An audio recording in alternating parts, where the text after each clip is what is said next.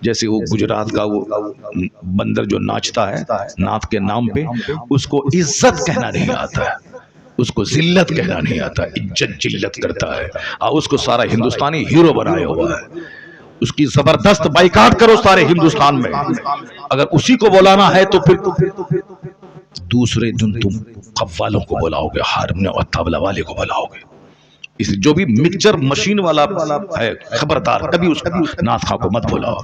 Boycott mixture वाला, machine वाला, eco वाला, कभी उसको नहीं बुलाया जाए। सिंपल ढंग से जो नाथ पाता, जो बात हम लोग आज से 50 साल पहले सुने थे, 40 साल पहले, वो बातें आज तक याद है। हम लोग महफिल मिलाद में जाते थे, अपने उस्ताद का, अपने आलिम का हाथ चूमते थे, उनके हाथ को अपने सर पर रख के उनसे दुआएं लेते थे। और ये नंगे सर आ गया, पता नहीं कैसी माँ इनकी है, कैसे बाप इनके है। ऐसा नहीं कि बच्चा बड़ा हो जाएगा तो खुद से सीख लेगा, ऐसा नहीं होता है। बच्चा बड़ा होने के बाद टाइट हो जाता है और फिर वो सारी जिंदगी बुढ़ापे तक वो आदत नहीं छूटती है। मदरसे में जो बच्चे पढ़ते हैं हमारे हैं, जो बचपन से नमाज की आदी बने हैं, वो बुढ़ापे तक नमाज का आदी रहते हैं। जो तालिब इल्मी के ज़माने में कभी नमाज पढ़ा, कभी छोड़ा, उस्ताद के डर से पढ़ा छोड़ दिया, वो 50 साल की उम्र में भी नमाजी नहीं बन पाता है। तो इसलिए ये न बोले कि मेरे बच्चे छोटे हैं, वो बड़े होने के बाद संभल जाएंगे। नहीं, आका अलैहिस्सलाम ने हमें हुक्म दिया है कि अपने बच्चों की इज्जत करो। अकरिमु औलादकुम, जब बच्चे तेरे 10 साल से नीचे रहें तो उन बच्चों की खूब इज्जत करो, उसको खूब प्यार दो, उसकी पेशानी को चूमो, उनको सीने से लगाओ। लेकिन जब बच्चे 10 से ऊपर हो जाएं तो उन बच्चों के साथ एक गुलाम की तरह सलूक करो। उन बच्चों के साथ खूब काम उससे लो, खूब मेहनत करवाओ, उसको बोलो कि 3 कपड़े तुमको पहनना है, कपड़ा चेंज करो। मदरसे के बहुत सारे बच्चे इस पर अमल नहीं करते हैं, चूंकि गांव देहात से आते हैं, तो उसको क्लास के टाइम में लिबास चेंज करने में बोझ लगता है। उसको बोझ मालूम होता है कि लिबास नहीं चेंज कर, जबकि स्कूल के बच्चे 4 ड्रेस पहनते हैं डेली। क्लास के टाइम का ड्रेस अलग है, यूनिफॉर्म, वहां से आने के बाद जनरल लिबास, खेल के टाइम का ड्रेस अलग है, फिर रात में नाइट ड्रेस अलग है, ताकि बच्चे एक्टिव रहें, सुस्त कोढ़ी नहीं बन जाए, काम चोर नहीं बन जाए। और ये वक्त है 10 से लेकर 20 साल के बीच का।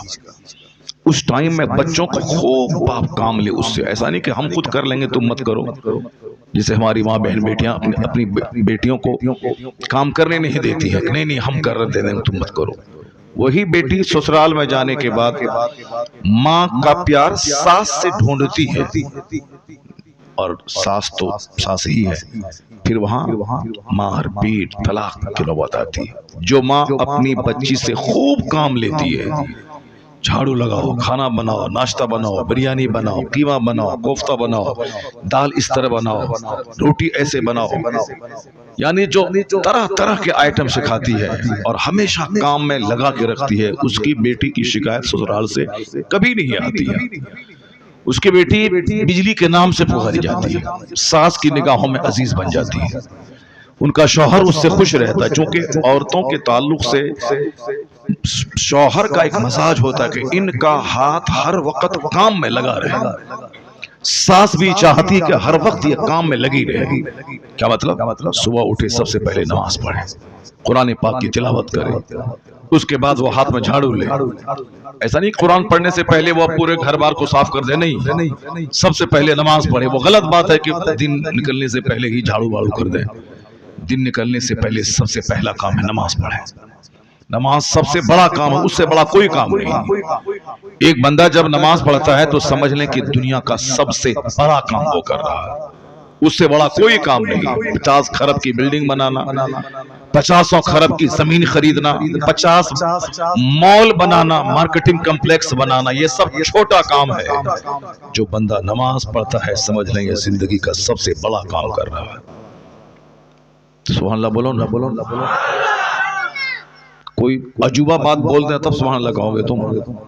इस बात को सिर्फ नोट करके यहां से चले जाओ, 5 घंटे की तकरीर सुनने से बेहतर है। इस बात को नोट कर लो कि जिंदगी का सबसे बड़ा काम नमाज पढ़ना है। 50 करोड़ रुपए की बिल्डिंग कोई बना रहा है, कोई नमाज़े पंजगाना पाबंदी से पढ़ रहा है, मैं कसम खा के कहता हूं कि ये 50 करोड़ की बिल्डिंग से बड़ा काम नमाज़े पंजगाना अदा करना। चूंकि हमारा मकसद बिल्डिंग बनाना नहीं है इस दुनिया में, हमारा मकसद अल्लाह की इबादत करना है। बिल्डिंग इसीलिए है ताकि मैं उसमें रह सकूं, कपड़ा इसीलिए है ताकि मैं अपने सत्र को छुपा सकूं, खाना इसीलिए है ताकि मेरी पीठ सीधी रहे, मैं जिंदा रह सकूं। और जिंदा क्यों रहूं? अल्लाह की इबादत कर सकूं। मकसद हयात अल्लाह की इबादत है कि हमको अल्लाह की बंदगी करनी। अब बंदगी करने के लिए जिंदा रहना, जिंदा रहने के लिए खाना खाना, जिंदा रहने के लिए कपड़ा पहनना, जिंदा रहने के लिए सर छुपाने के लिए घर चाहिए। घर बनाना मकसद हयात नहीं है, जिंदा रहने के लिए एक चीज है। खाना खाना ये मकसद हयात नहीं है, जिंदा रहने के लिए एक जरूरी चीज है। कपड़े का मुकाबला करना ये मकसद हयात नहीं है कि सुबह कुछ पहने शाम कुछ पहने, नहीं, जिंदा रहने के लिए कपड़ा जरूरी है। और जिंदा क्यों रहा जाए? तबारकल्लज़ी बियदिहिल मुल्क व हुवा अला कुल्लि शैइन क़दीर अल्लज़ी खलक़ल मौत वल हयात लियब्लुवकुम अय्युकुम अहसनु अमला। अल्लाह कहता है बड़ी बरकत वाला है वो जिसके कब्जे में है सारी बादशाहत, वो हर चीज पर कादिर है, जिसने मौत और जिंदगी पैदा की। Who created life and death, जिसने मौत और जिंदगी पैदा की ताकि वो टेस्ट करे कि तुम में से किसका काम अच्छा है। हमें अच्छे काम के लिए रब ने पैदा किया, न कि सिर्फ मकान का मुकाबला करें। वाल पुट्टी करना है तो फॉल्स सीलिंग करना है तो ग्रेनाइट लगाना है तो टाइल्स लगाना है, तो हाँ टाइल्स खूबसूरत है, ग्रेनाइट खूबसूरत है, तुम्हारे घर की फॉल्स सीलिंग खूबसूरत है, लेकिन तुम कब खूबसूरत बनेगा? तुम्हारी खूबसूरती न मकान से है, तुम्हारी खूबसूरती न टाइल्स और मार्बल से है, तुम्हारी खूबसूरती अल्लाह की इबादत और अच्छे अखलाक से है। मिट्टी के घर में कोई सिविलाइज्ड, डिसिप्लिन, मुहज्जब, बाअखलाक नमाजी रहता हो तो वो मिट्टी का घर सोने के घर से बेहतर है। अगर गोल्ड का घर है, उसमें है शराबी, उसमें है जुआरी, उसमें है सूदखोर, उसमें है नशा करने वाला, उसमें है रात दिन गाने सुनने वाला, उसमें है बेनमाजी, तो वह सोने का घर उसके लिए राख और कूड़ा करकट का ढेर है उसके लिए। आज चूंकि हर तरफ सिर्फ मकान बनाने की फजीलत बयान की जा रही, वो मकान बना लिया, पढ़ा लिखा, वो दिल्ली चला गया, फैक्ट्री बना दी, वो कलकत्ता गया, करोड़ों की कमाई कर ली, वो इंजीनियर बना इतना कमा लिया, वो डॉक्टर बना इतना कमा लिया। इसलिए आज सबसे ज्यादा focus engineer, doctor, master, lawyer, barrister बनने पे ज्यादा दिया जा रहा है, जबकि पहले जमाने में ज्यादातर फोकस इसी पे होता था। क्या हुआ? क्या हुआ? बच्चा की तबीयत खराब हो गई, ठीक है जल्दी से ले जाओ उसको। तो बच्चे की तबीयत खराब है, उसको ले जाओ घर डॉक्टर। बस बाकी जिसकी तबीयत खराब नहीं है वो गौर से सुनो। अल्लाह तबारक व तआला हम सबों को मजलिसों का अदब करने की तौफीक अता फरमाए। हम लोग कितनी मेहनत से बातें करते हैं, कितनी मेहनत से दिमाग चलाते हैं ताकि लोगों की तवज्जो हमारी तरफ रहे, वो हदीस कुरान सीख ले। लेकिन लोगों का भी अजीब मजाज है। कोई एक बंदा खड़ा हो गया, सब उसी को देखने लगा, कोई एक बंदा उधर कुछ चिल्लाया, उसको सब देखने लगा। यानी हम लोग बिल्कुल अटेंटिवली नहीं सुनते अपने आलिमों को। गौर से अगर आलिमों को सुने तो बाजू में घर में आग भी लग जाए तो भी उसका पता नहीं चलता आदमी को, मगर चूंकि ध्यान नहीं होता है। अब ध्यान लगा के सुने। आज मैं 4 घंटे की तकरीर नहीं करूंगा, आज सिर्फ 1 घंटा बोलूंगा। उस 1 घंटे को आप गौर से सुन लें। हमारे पीर साहब ने क्या कहा कि हक बोलना चाहिए, हक का मैं साथ देता हूं। आलिमों का काम ये नहीं कि बहुत लंबा चौड़ा जुब्बा रोजाना 5 बार बदले। आलिम का काम ये नहीं कि जैसा जुब्बा उसी रंग का, उसी रंग की पगड़ी, उसी रंग की घड़ी, उसी रंग का जूता। नहीं नहीं, आलिम सिंपल रहे मगर बात हक बोले तो वही हमारे लिए बादशाह है। आलिम की नकल अवाम करते हैं, आलिम के चलने फिरने के अंदाज को पब्लिक देखती है, इसलिए आलिम दूसरों के लिए मॉडल है।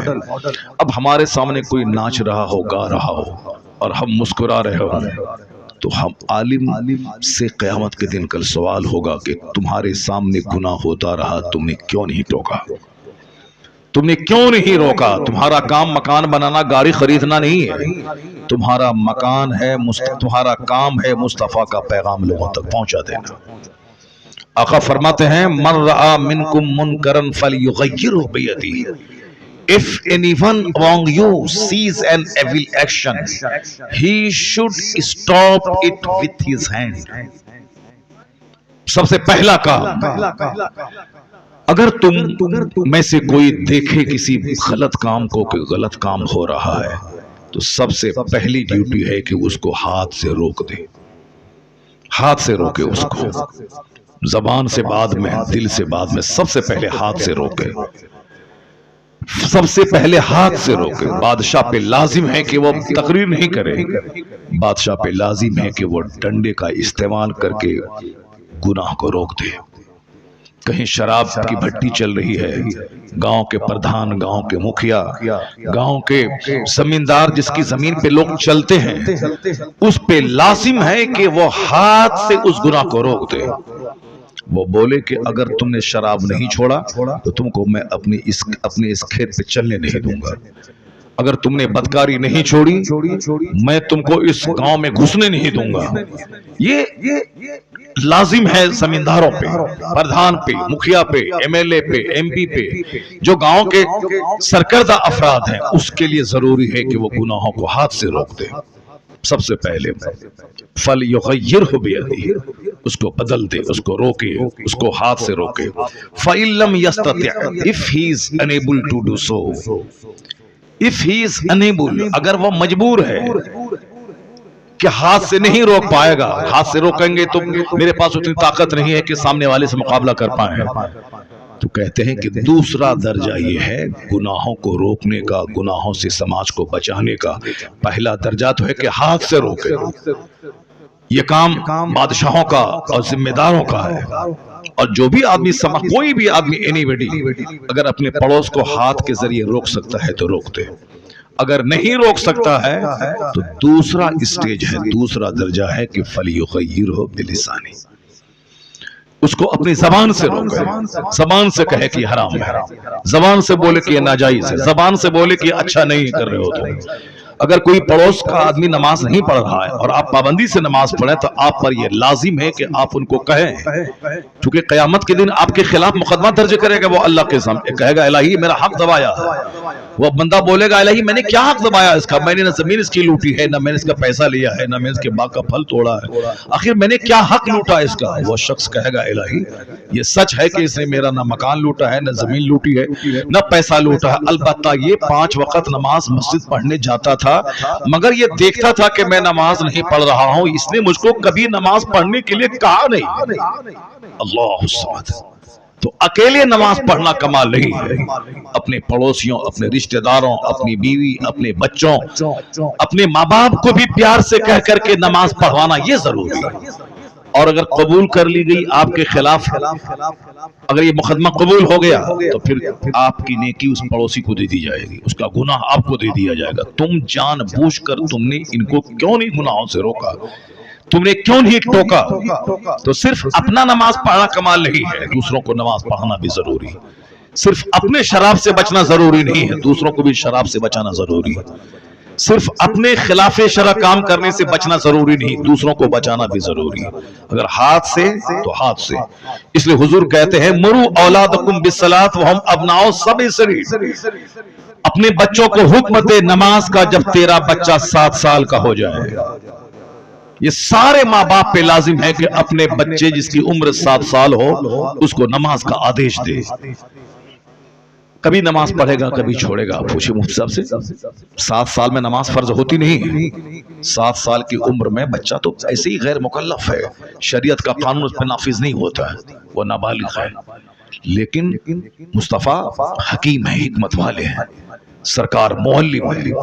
आका की हिकमत यह है कि जब 7 साल का बच्चा जो बिल्कुल होश अब संभाल चुका है, उसको नमाज का आदेश दोगे तो वो कभी पढ़ेगा कभी छोड़ेगा।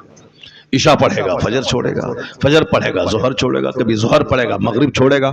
लेकिन वो कभी जाएगा 5 टाइम में 2 टाइम, 1 टाइम, 4 टाइम वो पढ़ेगा। इसी तरह करते हुए उसकी उम्र हो जाएगी 10 साल। आका फरमाते अब 10 साल का जब बच्चा तेरा हो जाए और नमाज का आदी नहीं बने तो आका फरमाते हैं वद्रिबू, उसे मारो, उसे मार के नमाजी बनाओ। मुरु औलादकुम बिस्सलात वहुम अबनाओ सब'i सनी वद्रिबूहुम अलैहा वहुम अबनाओ अश्र सनी। जब तेरे बच्चे की उम्र 10 साल हो जाए और नमाजी ना बने, उसे मार के नमाजी बना। 7 साल में नमाज का आदेश दे, बेटा चलो नमाज पढ़ने के लिए, बेटा आओ मेरे साथ खड़े होकर नमाज पढ़ो। इशा पढ़ा फजर में सो गया, उसको उठाने की जरूरत नहीं है, बच्चा है सो गया, छोड़ दो उसे। जोहर में पढ़ाओ, असर में पढ़ाओ, मगरिब में पढ़ाओ, इशा से पहले सो गया, छोड़ दो। लेकिन जब 10 साल का हो जाए उसे मार के नमाजी बनाओ। 10 साल के होने के बाद अगर वो अब तक जमा नहीं हुआ है तो उसको नमाज कज़ा करने के बाद उसको हुक्म दो कि तुमने जोहर नहीं पढ़ी थी, जोहर पढ़ो। बेटा तुमने इशा की नमाज नहीं पढ़ी थी, उसको फजर से पढ़ो। तुमने फजर नहीं पढ़ी थी, जोहर में पढ़ो। लेकिन जब बच्चा जवान हो जाए, जवान होने से पहले पहले उसको नमाजी बना देना है, मार के हो या प्यार से हो, ताकि 10 साल के बाद जिस दिन नमाज फर्ज हुई उस पर, जिस दिन मर्द यानी लड़का नाइट फॉल उसको हुआ, कपड़ा खराब ख्वाब में हो गया, उस दिन वो जवान हो गया। अब शरीयत के सारे कवानीन उसकी तरफ मुतवज्जे हो गए। अब नमाज फर्ज हो गई, अब रोजा फर्ज हो गया। अब क्या है कि एक वक्त की नमाज छोड़ना उसके लिए हराम और गुनाह कबीरा है, बड़ा गुनाह, मेजर गुनाह, बड़ा गुनाह। नमाज पढ़ना फर्ज आजम है तो नमाज छोड़ना गुनाह आजम है, बड़ा गुनाह है नमाज छोड़ना। इसलिए अब बच्चे को जवान होने से पहले पहले नमाज का आदी बना दे, ताकि जवान होने के बाद जिस दिन 10 साल के बाद कपड़ा खराब हुआ उस दिन जवान है, अब नमाज छोड़ना एक वक्त की हराम। 15 साल की उम्र तक अगर एहतलाम नहीं हुआ, नाइट फॉल नहीं हुआ, या लड़की को माहवारी खून नहीं आया, 15 साल के बाद वो मैच्योर जवान माना जाएगा शरीयत की निगाह में। इसलिए अब 15 साल के बाद चाहे एहतलाम हो या ना हो, माहवारी खून आए ना आए, वह दोनों जवान माने जाएंगे। अब उस पर नमाज फर्ज हो गई। एक वक्त की नमाज छोड़ना जानबूझकर हराम है, बड़ा गुनाह। शराब पीना हराम है, नमाज छोड़ना हराम है। जिना करना हराम है, नमाज छोड़ना हराम है। सूद खाना हराम है, नमाज छोड़ना हराम है। जुआ खेला हराम है, नमाज छोड़ना हराम है। झूठ बोलना हराम है, नमाज छोड़ना हराम है। गीबत करना हराम है, नमाज छोड़ना हराम है। सिर्फ शराब पीना ही हराम नहीं है, नमाज छोड़ना भी हराम है। सिर्फ जुआ खेलना ही हराम नहीं, नमाज छोड़ना हराम है। और मैं तो कहता हूं कि शराब पीने से बड़ा गुनाह एक माना में नमाज छोड़ना है। कोई 5 साल शराब पीता रहा, अगर 5 साल के बाद वो सच्ची तौबा कर लिया कि इलाही अब मैं शराब नहीं पीऊंगा, अब फिर दोबारा वह शराब को आंख उठा के नहीं देखा, एक बूंद बदन में नहीं डाला, खाली सच्ची तौबा। सच्ची तौबा का मतलब जैसे गाय के थन से दूध निकल गया फिर वापस दूध नहीं गया, उसी तरह सच्ची तौबा के अब दोबारा उस गुनाह को नहीं देखा, इरादा कर लिया कि अब मैं शराब नहीं पीऊंगा। अगर सच्ची तौबा के बाद भी अगर तौबा उसकी टूट गई तो भी वह तौबा की फजीलतों से मालामाल रहेगा। सच्ची तौबा चूंकि अल्लाह की नजर बंदों के दिल पे है। 5 साल तक शराब पीता रहा, सच्ची तौबा किया, अल्लाह उसके गुनाह को माफ कर देगा। समझ रहे हो तुम? लेकिन सुनो, पूछो मुफ्ती साहब से, नमाज फर्ज हुई 15 साल में, बंदा नमाज शुरू किया 25 साल में, हालांकि 25 साल में नमाज लोग शुरू करते नहीं है। अगर सारे लोग 25 साल की उम्र में भी नमाजी बन जाएं तो भी मस्जिद हमेशा फजर के टाइम में भी भरी रहेगी, क्योंकि 25 साल के बेशुमार नौजवान समाज में है, मगर मस्जिद फजर के टाइम में सिर्फ 5 बूढ़े रहते हैं जिसके पांव कब्र में लटक रहे होते हैं। नौजवान रात के 2 बजे तक मोबाइल चलाएं, सोएं, फिर दिन के 10 बजे उठें। काफिरों की तरह, मुशरिकों की तरह जैसे वह लोग, कोई जीने का ये उसूल नहीं है। जब चाहा खाया, जब चाहा सोया, जब चाहा जागा। मुसलमानों का टाइम टेबल है, खाने का टाइम, नमाज का टाइम, रोजे का टाइम, हज का टाइम, ज़कात का टाइम। एक एक मिनट कीमती है मुसलमान के। अगर 4:10 पे आखिरी टाइम है सहरी करने का, तो 4:11 पे दाना हराम, पानी हराम, बीवी का इस्तेमाल हराम। लेकिन अगर 6:10 पे इफ्तार का टाइम है तो 6:10 से पहले दाना पानी हराम और 6:10 के बाद हलाल। 1 मिनट पहले हराम, 1 मिनट के बाद हराम हलाल। 1 मिनट पहले हलाल, 1 मिनट के बाद हराम। कुछ समझते हो कि जिस इस्लाम में एक एक मिनट कीमती है, उस इस्लाम का मानने वाला 2-2 घंटे चाय की दुकान पे गुजारेगा। उस इस्लाम का फॉलोवर 3 घंटे सिनेमा हॉल में गुजारेगा। उस इस्लाम का मानने वाला 2-2 घंटे बस स्टैंड में बैठकर गपशप करेगा। और जुमा के दिन 5 मिनट अगर खुतबा लंबा हो गया तो इमाम साहब को भगाने की तरकीब बनाएगा। आज जिस मुसीबतों में मैं मुब्तला हूं, यह सिर्फ मुस्तफा के अहकाम को न मानने का नतीजा है। और जब मुसीबतें आती हैं तो कहता है अल्लाह कहां है, रसूलुल्लाह कहां है। अल्लाह कहां है ये मत बोल, अल्लाह कहां है ये बोल के तू कहां खड़ा है। अल्लाह तेरी शहे रग से ज्यादा करीब है, मगर बंदे बता दे तू कहां है, तेरा घर कहां है, तेरी औलाद कहां है, तेरा मुआशरा कहां है। रसूल पाक तो तेरी जान से ज्यादा करीब है। अन्नबी औला बिल मोमिनीन मिन अनफुसिहिम, नबी मुसलमानों की जान से ज्यादा करीब है। ये मत बोल मुस्तफा कहां है, ये बोल के तू कहां है।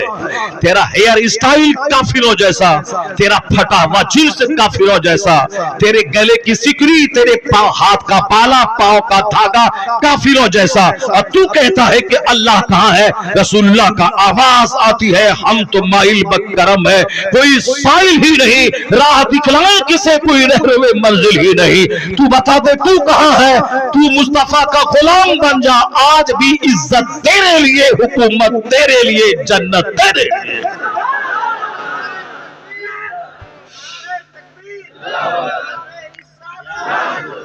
बंदा कुछ समझता ही नहीं है, कुछ समझ ही नहीं रहा है कि मैं कल अगर मर गया तो मेरा क्या होगा। एक बंदा मेरे गांव का, वो डीएम बनने की तैयारी कर रहा था दिल्ली में। डीएम का मतलब हमसे ज्यादा तुम जानते हो, यूपीएससी की तैयारी, यूनियन पब्लिक सर्विस कमीशन। अब मोबाइल चला के, गुटखा खा के, बाप के पैसे का मालदा शहर में सिनेमा देख के इस्तेमाल करने वाला, वो क्या जाने कि हमारा एम ऑफ लाइफ क्या है। बस आईए बीए एमए किया, नौकरी नहीं मिली। नहीं, हिंदुओं का मुल्क है, मुसलमानों को नौकरी नहीं मिलती है, यही बोलेगा, ठगेगा। तुम काम चोर रहा, रात का गलत इस्तेमाल किया, सिनेमा देखता रहा, दोस्ती यारी करता रहा, किताब नहीं पढ़ा और डिग्री ऐसे ही चोरी करके एमए पास कर गया। अब नौकरी, आजकल कंपटीशन का जमाना है, नौकरी नहीं मिली तो नहीं पापा, ये इंडिया मुशरिकों का मुल्क है, हिंदुओं का मुल्क है, मुसलमानों की नौकरी यहाँ नहीं मिलती है। 2-4 जूता चेहरा पे मारे, चेहरा लाल कर दे।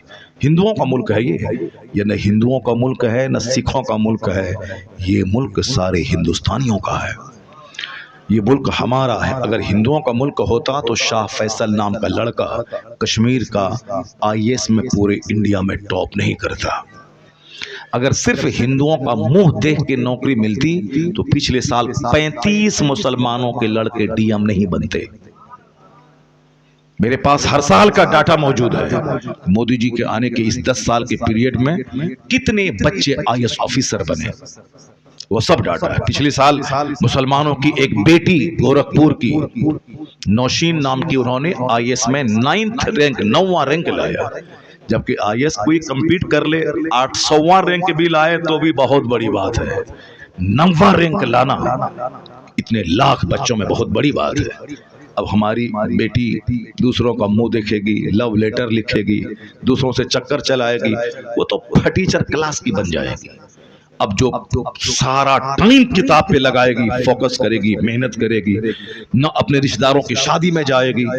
ये दुनियावी हिसाब से मैं कह रहा हूँ, बाकी मजहबी एतबार से जो हमारी बातें हैं वो तो है ही। वो करना फी बयूतिकुन्ना वला तबर्रजना तबर्रुजल जाहिलिया। मजहबी तौर पर तो यही है कि हमारी बच्चियों का मर्दों के साथ मिल के बैठ के तालीम हासिल करना दुरुस्त नहीं है। मजहबी तौर पर तो यही है कि हमारी माँ बहन बेटियां वो दीन सीखें, दीन पढ़ें, कनीज़े फातिमा बने। वो उनको नहीं बनना है डीएम, बल्कि डीएम बच्चा पैदा करना है। सुभान अल्लाह। वो कनीज़े फातिमा बनकर हैं, उनकी गोद से मुजाहिद पैदा हो, सलाहुद्दीन अय्यूबी जन्म लें, वो औरंगजेब जैसा बादशाह दुनिया को अता करे। वो जब खुद रहेंगी लंगटी तो बच्चा तो महापापी पैदा हो जाएगा। वो रहेंगी तालीम याफ्ता मुहस्सब कनीज़े फातिमा, तब बेटा गुलाम हुसैन पैदा हो जाएगा। इसलिए हमारा नुक्ते नजर ये, मगर दुनियावी नुक्ते नजर की बात मैं कर रहा हूं। हमारे मोहल्ले में एक हिंदू की बेटी की शादी के बाद उसने पढ़ाई जारी रखी है। शादी के बाद पढ़ाई हमारे यहाँ क्या है, पढ़ाई नौकरी मिलेगी तब शादी होगी, चाहे 50 साल का बूढ़ा हो जाए, चाहे 54 साल का बूढ़ा हो जाए, मगर शादी होगी कब? नौकरी मिलने के बाद। नौकरी में औरतें बूढ़ी हो गई, मर्द बूढ़े हो गए, जिंदगी की लज्जतों से दोनों महरूम हो गए। 18 से 22 साल की शादी, वो शादी है 50 अरब रुपए के मकान खरीदने में। वो मजा नहीं है जो शादी की पहली रात में मजा है। मगर ये मजा उसको मिलेगा जो अपनी जवानी की हिफाजत करेगा, जो जवानी का गलत इस्तेमाल नहीं करेगा। यहाँ ये भी यूज्ड और वो भी यूज्ड, वो दोनों तो बोलेगा ये तो पहले ही खा पी चुके हैं, तो अब आज क्या मजा आएगा। इसलिए अपने आप को अनयूज्ड रखो, जवानी की हिफाजत कर, ताकि शादी की पहली रात को पता चले कि मैंने किसी मर्द का मुंह देखा है, मैंने किसी औरत का मुंह देखा है। फिर तो जिंदगी में वो लज्जतें मिलेंगी कि समझ लो कि उससे बड़ी कोई लज्जत ही जिंदगी में नहीं है। यहाँ तो साहब सब कुछ तबाह बर्बाद हो, जवानी बर्बाद हो गई, आबरू लूट गई, शादी से पहले ही सब कुछ तबाह बर्बाद हो गया। अब वो शादी को क्या समझेगा? शादी के दिन रो रहा है, शादी को बोझ समझ रहा है, औरत से नफरत कर रहा है। वो तो वही करेगा जो जानवरों जैसी जिंदगी गुजार चुका हो पहले। टाइम पे शादी, वक्त पे शादी, वक्त पे औलाद, ताकि हम 60 साल के रहे तो 30 साल का मेरा जवान बेटा मेरा पार्टनर हो जाए, ताकि हमको दुनिया छोड़ने का कोई गम मेरे सीने पे नहीं रहे। शादी होगी 50 साल में, बेटा पैदा होगा, अगर बेटा भी पैदा हुआ ये 70 साल का होगा, तब बेटा होगा जाकर के 20 साल का। बेटा से कोई फायदा इसको नहीं मिलेगा। अगर बेटी पैदा हुई तो मरने वाला बुढ़ा 70 साल का रहेगा, बेटी होगी उसकी 20 साल की। अब शादी ना कराने का गम लेके बुढ़ा मर जाएगा। जवानी में शादी कर 18 से 20 साल की उम्र में, ताकि 50 साल 40 साल होते होते तेरी बेटी जवान हो जाए, शादी के लायक हो जाए। फिर तू भाग दौड़ के अपनी जवानी बेटी की शादी अच्छे घर में करा दे। और अगर बेटा हो गया तो फिर तेरा पार्टनर होगा, तू भी कमाएगा 10,000, तेरे बेटे कमाएंगे 10,000। जो काम 2 आदमी मिलकर करेगा, 4 आदमी दूसरे यहाँ वो आदमी वो अकेला करेगा, चूंकि बेटा पार्टनर होकर अपने बाप को राहत और सुख पहुंचाने वाला बन जाएगा। शादी वक्त पे होनी चाहिए ताकि शादी की लज्जतें महसूस हों। अब जरा गौर से सुनिए, मैं ये कहने वाला हूं कि उसके यहाँ शादी हुई, शादी के बाद भी पढ़ाई जारी रखा उसने, उसकी औरतें, कोई कहानी नॉवेल अफसाना नहीं है। अब बिल्कुल करंट 2-4 साल पहले के बाद, जहाँ मेरा मदरसा है उस मदरसे के बाजू में हिंदू का मोहल्ला, वहाँ उस लड़की की शादी हुई। और हमारे यहाँ लड़की की शादी होने के बाद अब तलावत, दुरूद, नमाज, शादी से पहले तिलावत है, ताकि जब लड़का देखने के लिए आए लड़का वाला तो कहे कि हाँ हाँ मेरी बेटी कुरान भी पढ़ती है। कुरान क्या पढ़ती है?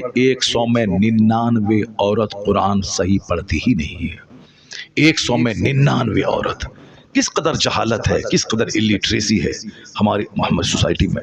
और आपकी मस्जिद में जितने मर्द नमाजी हैं, उस मर्द में 100 में 10 को छांट लें, 90 लोग वो हैं जिसको नमाज पढ़ने का तरीका ही नहीं मालूम है, कुरान शरीफ नहीं जानते हैं। वो 80 साल से नमाज पढ़ रहे हैं, 5 हज करके आ गए हैं, 10 उम्रा कर रहे हैं, सुबहान रब्बियल आला कहना नहीं आता उनको, अल्हम्दुलिल्लाह रब्बिल आलमीन कहना नहीं आता है।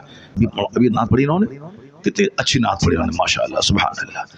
हमारे हिंदुस्तान का एक बहुत पुराना मशहूर नात खां है असद इकबाल। अब वो कहाँ नाचता है, कहाँ साहब वो मशीन रखता है, पैर से ऐसे ऐसे दबाता है, कहाँ दबाता है उसने, अब आवाज 30-35 साल से नात पढ़ रहा है, अच्छी नात पढ़ रहा है, आवाज वैसी है। तो अब कायदे से हाँ वो अच्छी आवाज भी सही हो, मगर नात खानी जलसे में गालिब नहीं आनी चाहिए। जैसे हमारे बुजुर्गान दीन के ज़माने में होती थी, अल्लामा अरशद साहब के ज़माने में होती थी। एक नात खां आया, 5 अशार पढ़ा, बस चलो, बाकी अब दीन सिखा रहे हैं, कुरान हदीस की बातें हो रही। अब तो दीन की बातें दब गई, अब नात खानी सामने आ गई। ये अगर अच्छी नात भी पढ़े बंदा तो भी सीरत के जलसे में इस बात का ख्याल रहे कि नात खानी 10% हो, तकरीर 90% होनी चाहिए। कुरान शरीफ की तिलावत जैसे शुरू में होती है 5-10 मिनट के लिए, मैं कहता हूं कि 10 मिनट ही आधा घंटा कुरान पाक की तिलावत करो और अच्छे कारी से तिलावत करवाओ, ताकि मुसलमान भी सुने तो आंसू बहाएं और गैर मुस्लिम भी सुने तो उनका भी सीना हिल जाए। क्योंकि मेरी गुफ्तगू में वो तासीर नहीं है जो अल्लाह का कलाम आज भी वो असर रखता है कि बंदा कायदे से तिलावत करे तो आंख से आंसू के कतरे बह जाए। वह तक़शइर्रु मिन्हु जुलूदुल लज़ीना यख़शौना रब्बहुम, कुरान कहता है जो अल्लाह से डरते हैं उनके रोंगटे कुरान सुनने के बाद खड़े हो जाते हैं, उनके रोंगटे खड़े हो जाते हैं, उनके चमड़े नर्म पड़ जाते हैं। व इज़ा समिअू मा उनज़िला इला रसूल तरा अयुनहुम तफीदु मिनद्दम, जब वो अल्लाह के कलाम को सुनते हैं तो आंखें आंसू बहाने लगती हैं। अल्लाह का कलाम है ही इस काबिल कि बंदा आंसू बहाए, हंसे नहीं।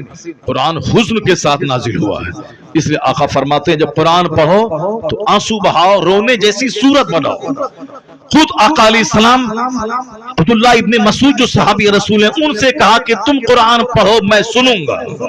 उन्होंने कहा सरकार कुरान तो आप पर नाजिल हुआ है, आपसे बेहतर कौन पढ़ सकता है? आका ने कहा कि मैं सुनना चाहता हूं तुझसे। उन्होंने जब कुरान पढ़ना शुरू किया तो हुजूर सुनते रहे, यहाँ तक कि इस आयत पर जब पहुंचे वजीना बिका अला हाउलाए शहीदा, सरकार ने हाथ के इशारे से कहा कि रुक जाओ। अब्दुल्ला इब्ने मसूद जब रुक गए, चूंकि वो मुस्तफ़ा को सुना रहे थे, किस बेखुदी में सुना रहे होंगे, जिस पर कुरान नाजिल हुआ है उनको सहाबी सुना रहा है, किस कदर बेखुदी में सुना रहा होगा कि मैं आका को सुना रहा हूं जो कुरान वाले हैं, जिन पर कुरान नाजिल हुआ है, वो बेखुदी में सुना रहे थे। इधर आका अलैहिस्सलाम ने जब रुकने का इशारा किया, वो जब रुके उसके बाद आंख उठा के देखा तो देखा हुजूर की आंखें आंसू बहा रही हैं। सुभान अल्लाह सुभान अल्लाह। जिन पर कुरान नाजिल हुआ वो कुरान सुन के रो रहे हैं, इसलिए हुजूर ने कहा जब कुरान पढ़ो तो आंसू बहाओ, आंसू ना निकले तो आंसू बहाने जैसी सूरत बना लो। गम से कुरान नाजिल हुआ है। कुरान का मजाज है जंग साफ कर देना, कुरान का मजाज है घमंड दूर कर देना, कुरान का मजाज है जो सुने तो उसके रोंगटे को खड़ा कर देना। आज हमारे यहाँ कुरान ही नहीं पढ़ा जाता है, कॉमेडी सुनी जाती है, कुरान नहीं सुना जाता है। जहां तहां की बेजान कहानी सुनी जा रही, कुरान नहीं सुना जा रहा है। बंगाल में एक और गलत रीत है, जीवनी के नाम पे फालतू बेबुनियाद और गढ़ी हुई रिवायतें बयान की जाती है और गा गा के गढ़ी हुई रिवायतें। सैयदा फातिमा ज़हरा रज़ियल्लाहु ताला अन्हा की शान में गैर मुहज़्ज़ब जुमले, नबी बोला ए फातिमा, ये सारी बातें जीवनी के नाम पे बोली जा रही है, जीवनी के नाम पे गाया जाता है। 5 बच्चे बैठे हुए, ये गा रहा है, जीवनी बयान कर रहा है। उलमा कराम से हदीस सुना जाए, उलमा कराम से कुरान सुने जाए, झूठी जीवनी बयान नहीं की जाए, कुरान पाक के पढ़ने का रिवाज दिया जाए। घर में कोई औरत हाथ में काम में हाथ नहीं लगाएगी जब तक कि वह कुरान पाक की तिलावत न कर ले। कोई झाड़ू नहीं लगाएगी जब तक कि वह दुरूद ना पढ़ ले। जिन अय्याम में उन पर नमाज फर्ज नहीं है, जब माहवारी के दिनों में, उन दिनों में भी आदत बना दे कि वह वजू करके मुसल्ले पे बैठ के 100 बार कलमा शरीफ 100 बार दुरूद पढ़ ले, ताकि दूसरों को उनकी कमजोरी का पता भी नहीं चले और नमाज पढ़ने की आदत भी लगी रहे, ताकि नमाज 5 वक्त पढ़कर वजू करना, मुसल्ले पे बैठने की आदत लगी रहे। वरना वह पाक होंगी, 1 दिन पहले वो नहाएंगी, 2 दिन के बाद नमाज शुरू करेंगे, 5 दिन के बाद फिर अगला महीना का खून आ जाएगा, बस सुस्ती करेंगी। इसलिए बुजुर्गों ने कहा है उसे नापाक हालत में नमाज नहीं पढ़ना है, लेकिन वह दुरूद तो पढ़ सकती है, वजू करके मुसल्ले पे बैठ जाए ताकि नमाज के टाइम की आदत लगी रहे। वो दुरूद पढ़े काम शुरू करने से पहले, मुसलमान मर्द तिलावत करे काम शुरू करने से पहले। तिलावत 5 मिनट जल्दी से खत्म कीजिए, बाकी वो नाचेगा 1 घंटा 1.5 घंटा 2 घंटे तक। नाते पाक को नाच नहीं बोला जाता है, नाते पाक को मुजरा नहीं बोला जाता है। जो तुम्हारा स्टाइल, जो तुम्हारा ढंग है, उस ढंग की मजम्मत की जाती है, नात की नहीं। जो नात दिल से पढ़े तो बंदा वली बन जाएगा, जो दिल से मुस्तफा से इश्क करे तो वो वली बन जाएगा। दिल से जो करे, जबान से हम आपके बगैर नहीं जिएंगे, नमाज फजर जोहर असर सब गायब है। वो तो सारी जिंदगी पढ़ता रहेगा नात, विलायत की क्या बरकतों को महसूस ही नहीं कर सकता है। आशिक रसूल वो होगा जो मुस्तफ़ा की मोहब्बत में मुस्तफ़ा की पैरवी करता है। आशिक रसूल तो गर्दन कटाने को तैयार रहता है। गर्दन कट जो नमाज फजर के लिए ना उठ पाया वो गर्दन क्या कटा पाएगा। बस सिर्फ 2 पैसा कमाने के लिए ये सारे नाम लिए जाते हैं। आला हजरत के सामने एक शख्स आया, कहा हुजूर मैंने नात लिखी है। उस नात के अशार में जब देखा, मैं आपके लिए तड़प रहा हूँ हुजूर, आपकी जुदाई में बेचैन हूँ। आला हजरत ने क्या कहा, जो कुछ आपने लिखा है वो अगर आपके दिल में है तो आप वली हैं। जो आप लिखे हैं कि हम हुजूर की याद में तड़प रहे हैं, हिज्र में बेचैन हैं, अगर वाकई आप बेचैन हैं आप वली हैं, वली। ये कौन बोल रहा है? कुतुबुल इरशाद। ये कौन कह रहे हैं? नाइब गौसे आजम। ये कौन कह रहे हैं? शेखुल इस्लाम वल मुस्लिमीन। हम लोगों की बात तो कमजोर है, शेखुल इस्लाम वल मुस्लिमीन की बातें हैं। क्या कह रहे हैं? अगर ये बात आप दिल की कैफियत है तो आप वली हैं, आप, जाहिर सी बात है। और अगर नहीं, सिर्फ अल्फाज की बाजीगिरी है, अल्फाज और जुमले का जोर है तो आप झूठे हैं। अगर वो बात आपके दिल में है नहीं कि मैं तड़प रहा हूं, और अल्फाज में लिख रहे हैं कि मैं तड़प रहा हूं, तो आप झूठ बोल रहे हैं, और झूठ में कोई असर नहीं, कोई तासीर नहीं, कोई बरकत नहीं। आला हजरत ने कलाम उनके हाथ में दे दिया। अब आप बताएं कि ये है। और आजकल ये कहते हैं नात पढ़ने को मुजरा कह दिया आपने, नात को गवैया, नात पढ़ने वाले को गवैया कह दिया। नात पढ़ने वाले को गवैया नहीं बोला जाता है, जो फिल्मी स्टाइल में नाते पाक की तौहीन करे उसको गवैया बोला जाता है, उसकी तौहीन की जाती है। वरना नात आप कायदे से पढ़ें और आंसू निकले तो बंदा आपका पांव चूम लेगा कि आशिक रसूल है। पहले लोग पढ़ते थे, 5 वक्त की नमाजें पढ़ते थे, तिलावत करते थे, फिर नबी की नात बावजू मुहज्जब होके पढ़ते थे, सारा मजमा रोता रहता, सरकार की मोहब्बत में पैदा होती थी। एक तो तुम नात पढ़ता है बेवजू, नात पढ़ता है बेनमाजी, और उसके बाद ढठाई के साथ फिल्मी स्टाइल में नात पढ़ता है, फिल्म के गाने के तर्ज पे नात पढ़ता है, और फिर आलिम दीन की तौहीन और अपमान करता है। जिस आलिम के पांव की धूल के बराबर नहीं है ये बेनमाजी और जाहिल नात खां, ये उलमा की तौहीन करते हैं। उनको पीछे बैठा के आगे बैठ कर वो उनकी तरफ पीट करके नात पढ़ते हैं, जबकि मालूम है कि 18 साल का आलिम जवान 80 साल का बूढ़ा कोई हो तो उस पर लाजिम है कि आलिम से आगे नहीं, आलिम से पीछे चले। हमसे कहते हैं दलील कहाँ है? दलील बहार शरीयत में सदरुल शरिया ने लिखा है, जो फ़िक़्ह इस्लामी की इंसाइक्लोपीडिया, उसमें यह बात दर्ज है। उसमें कहा गया है कि आलिम चाहे कि गैर आलिम चाहे जितनी उम्र के क्यों ना हो, 80 साल का ज़ईफ़ क्यों ना हो, उस पर लाजिम है कि 15 साल जवान आलिम के पीछे चले। ये उम्र का एहतराम नहीं बल्कि इल्म दीन का एहतराम है। यह इल्म दीन का एहतराम, उनके सीने में कुरान और हदीस का इल्म है। जैसी की तैसी कर डाली तुम लोगों ने जलसे की, और उसके बाद आज कोई टोक रहा है तो तुम उसके खिलाफ बोल रहे हो, उसके खिलाफ चल रहे हो। मैं मुबारकबाद देता हूँ हिंदुस्तान के इस गए गुजरे माहौल में भी तमाम मुफ्तियान कराम, तमाम आइम्मे कराम, तमाम उलमा, तमाम मशाइख को, जिन्होंने इस गए गुजरे माहौल में भी हक की हिमायत करके आलिम होने का हक अदा किया है। मैं नहीं समझता था कि आज इस तरह के हक की हिमायत करने वाले गांव देहात से लेकर बड़े बड़े शहर तक, हमें अफ्रीका से फ़ोन आ रहे हैं, मक्का शरीफ से फ़ोन आ रहा है, दुबई से फ़ोन आ रहे हैं कि हज़रत आपने आपको मुबारकबाद दी, आपने जुर्रत तो की, आपने हिम्मत तो की, आपने बोला तो सही। मैंने कहा शुक्रिया, कम से कम आपने बोला तो सही। हिंदुस्तान के बड़े बड़े मुफ्तियाने कराम, और फिर पब्लिक की तरफ से फोन आ रहे हैं। एक सेठ गुजरात का, उसने फोन किया। एक आज एक इस्लामिया इंटर कॉलेज का एक प्रिंसिपल, उसका फोन आया। आज पूर्णा के एक बहुत बड़ा सर्जन है डॉक्टर ख्वाजा नदीम, उनका फोन आया। ये सारे लोग कहते हैं हजरत हम लोगों के दिल में जो था वो आपने अपनी जबान से अदा कर दी। लाखों लोगों के दिल में यह बात थी कि ये अच्छा नहीं हो रहा है, हरा हरा हरा हरा हरा हरा हरा हरा हरा क्या पैसों की बारिश हुई, क्या है ये, क्या तमाशा हो रहा है।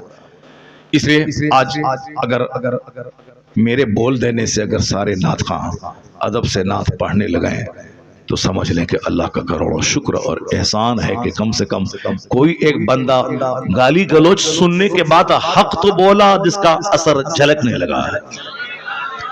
उसकी सुबह होकर एक महफिल में था, वहां एक बहुत बड़ा हिंदुस्तान का नात खां, वह सिर्फ एक नात पढ़ के बैठने लगा तो मैंने कहा कि एक कलाम और सुना दो।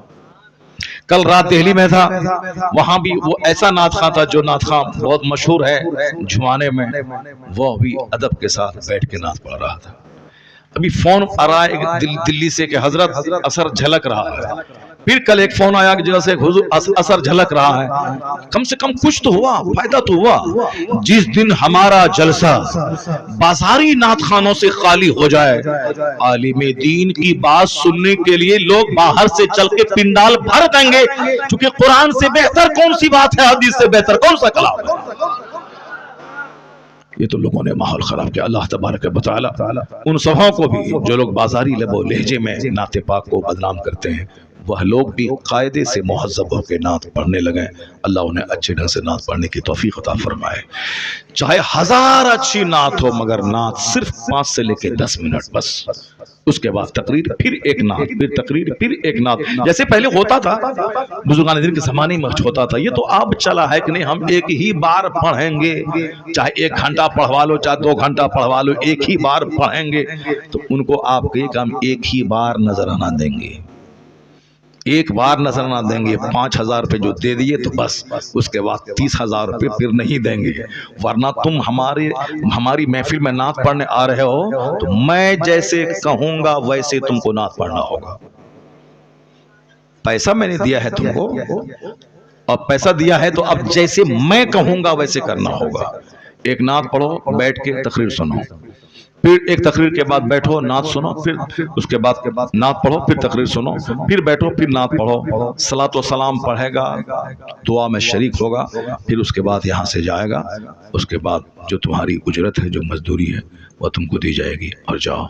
ये होना चाहिए। ऐसा नहीं कि अपनी बात चलाने के लिए कि वो जो उस दिन तमाशा हुआ, मैंने कहा था कि उनकी नात लास्ट में पढ़ना, पहले तकरीर करवा लो, मजमा है बड़ा, दिन का पैगाम पहुंचवा दो। वो बोला नहीं हम एक ही बार पढ़ेंगे, चाहे पहले पढ़ें कि बाद में पढ़ें, 1-2 बार नहीं पढ़ेंगे, एक ही बार पढ़ेंगे। तो उनकी बात मान लिया, मेरी बात नहीं मानी। जलसा वाला उनकी बात मान लिया, मैंने कहा था तकरीर पहले करवाओ, मेरी बात नहीं मानी। उन्होंने कहा उनकी बात मान ली। तो जाहिर सी बात है, नीयत जहां खराब होगी तो बरकतें कहां से जाहिर होंगी। आलिम दीन को सम्मान देना होगा, दीनी गुफ्तगू को इज्जत देनी होगी। अब जरा गौर से सुनिए मेरी बात जो मैं कह रहा हूँ। मैं कह रहा हूँ कि साहब, हमारे यहाँ शादी के बाद एक गलत ट्रेंड है कि अब पढ़ाई बंद, अब सिर्फ खाना बनाना, बच्चा पैदा करना, झाड़ू लगाना, उसके बाद सब मुताला, सब नमाज वगैरह सब बंद। जबकि मरते दम तक बंदा को इल्म हासिल करते रहना चाहिए। आया है उतलबुल इल्म मिनल महद इलल लहद, obtain knowledge from the cradle to the grave. माँ की गोद से लेके कब्र की गोद तक इल्म हासिल करते रहो और हर दिन नई नई चीज सीखते रहो, यहां तक कि मौत आ जाए। एक बहुत बड़ा स्कॉलर अंग्रेज का, वो हवाई जहाज से सफर कर रहा था।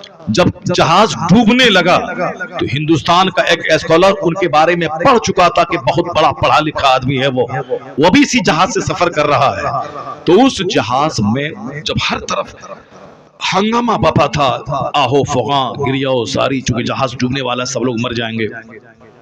ये हिंदुस्तान का स्कॉलर देखें कि वो इतना बड़ा थिंकर है, फिलोसफर है, वो इसी जहाज से सफर कर, देखें उनका क्या हाल है इस टाइम में।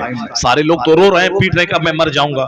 देखें उस बड़े फिलोसफर जिनकी एक एक बात में जिंदगी मिलती है, जिनका एक एक सेंटेंस वेटी वजनदार होता है, प्रेशस कीमती होता है। जरा उनसे पूछें, देखें उनका क्या सिचुएशन है इस मौत जब सामने नाच रही है, कश्ती डूबने वाला है।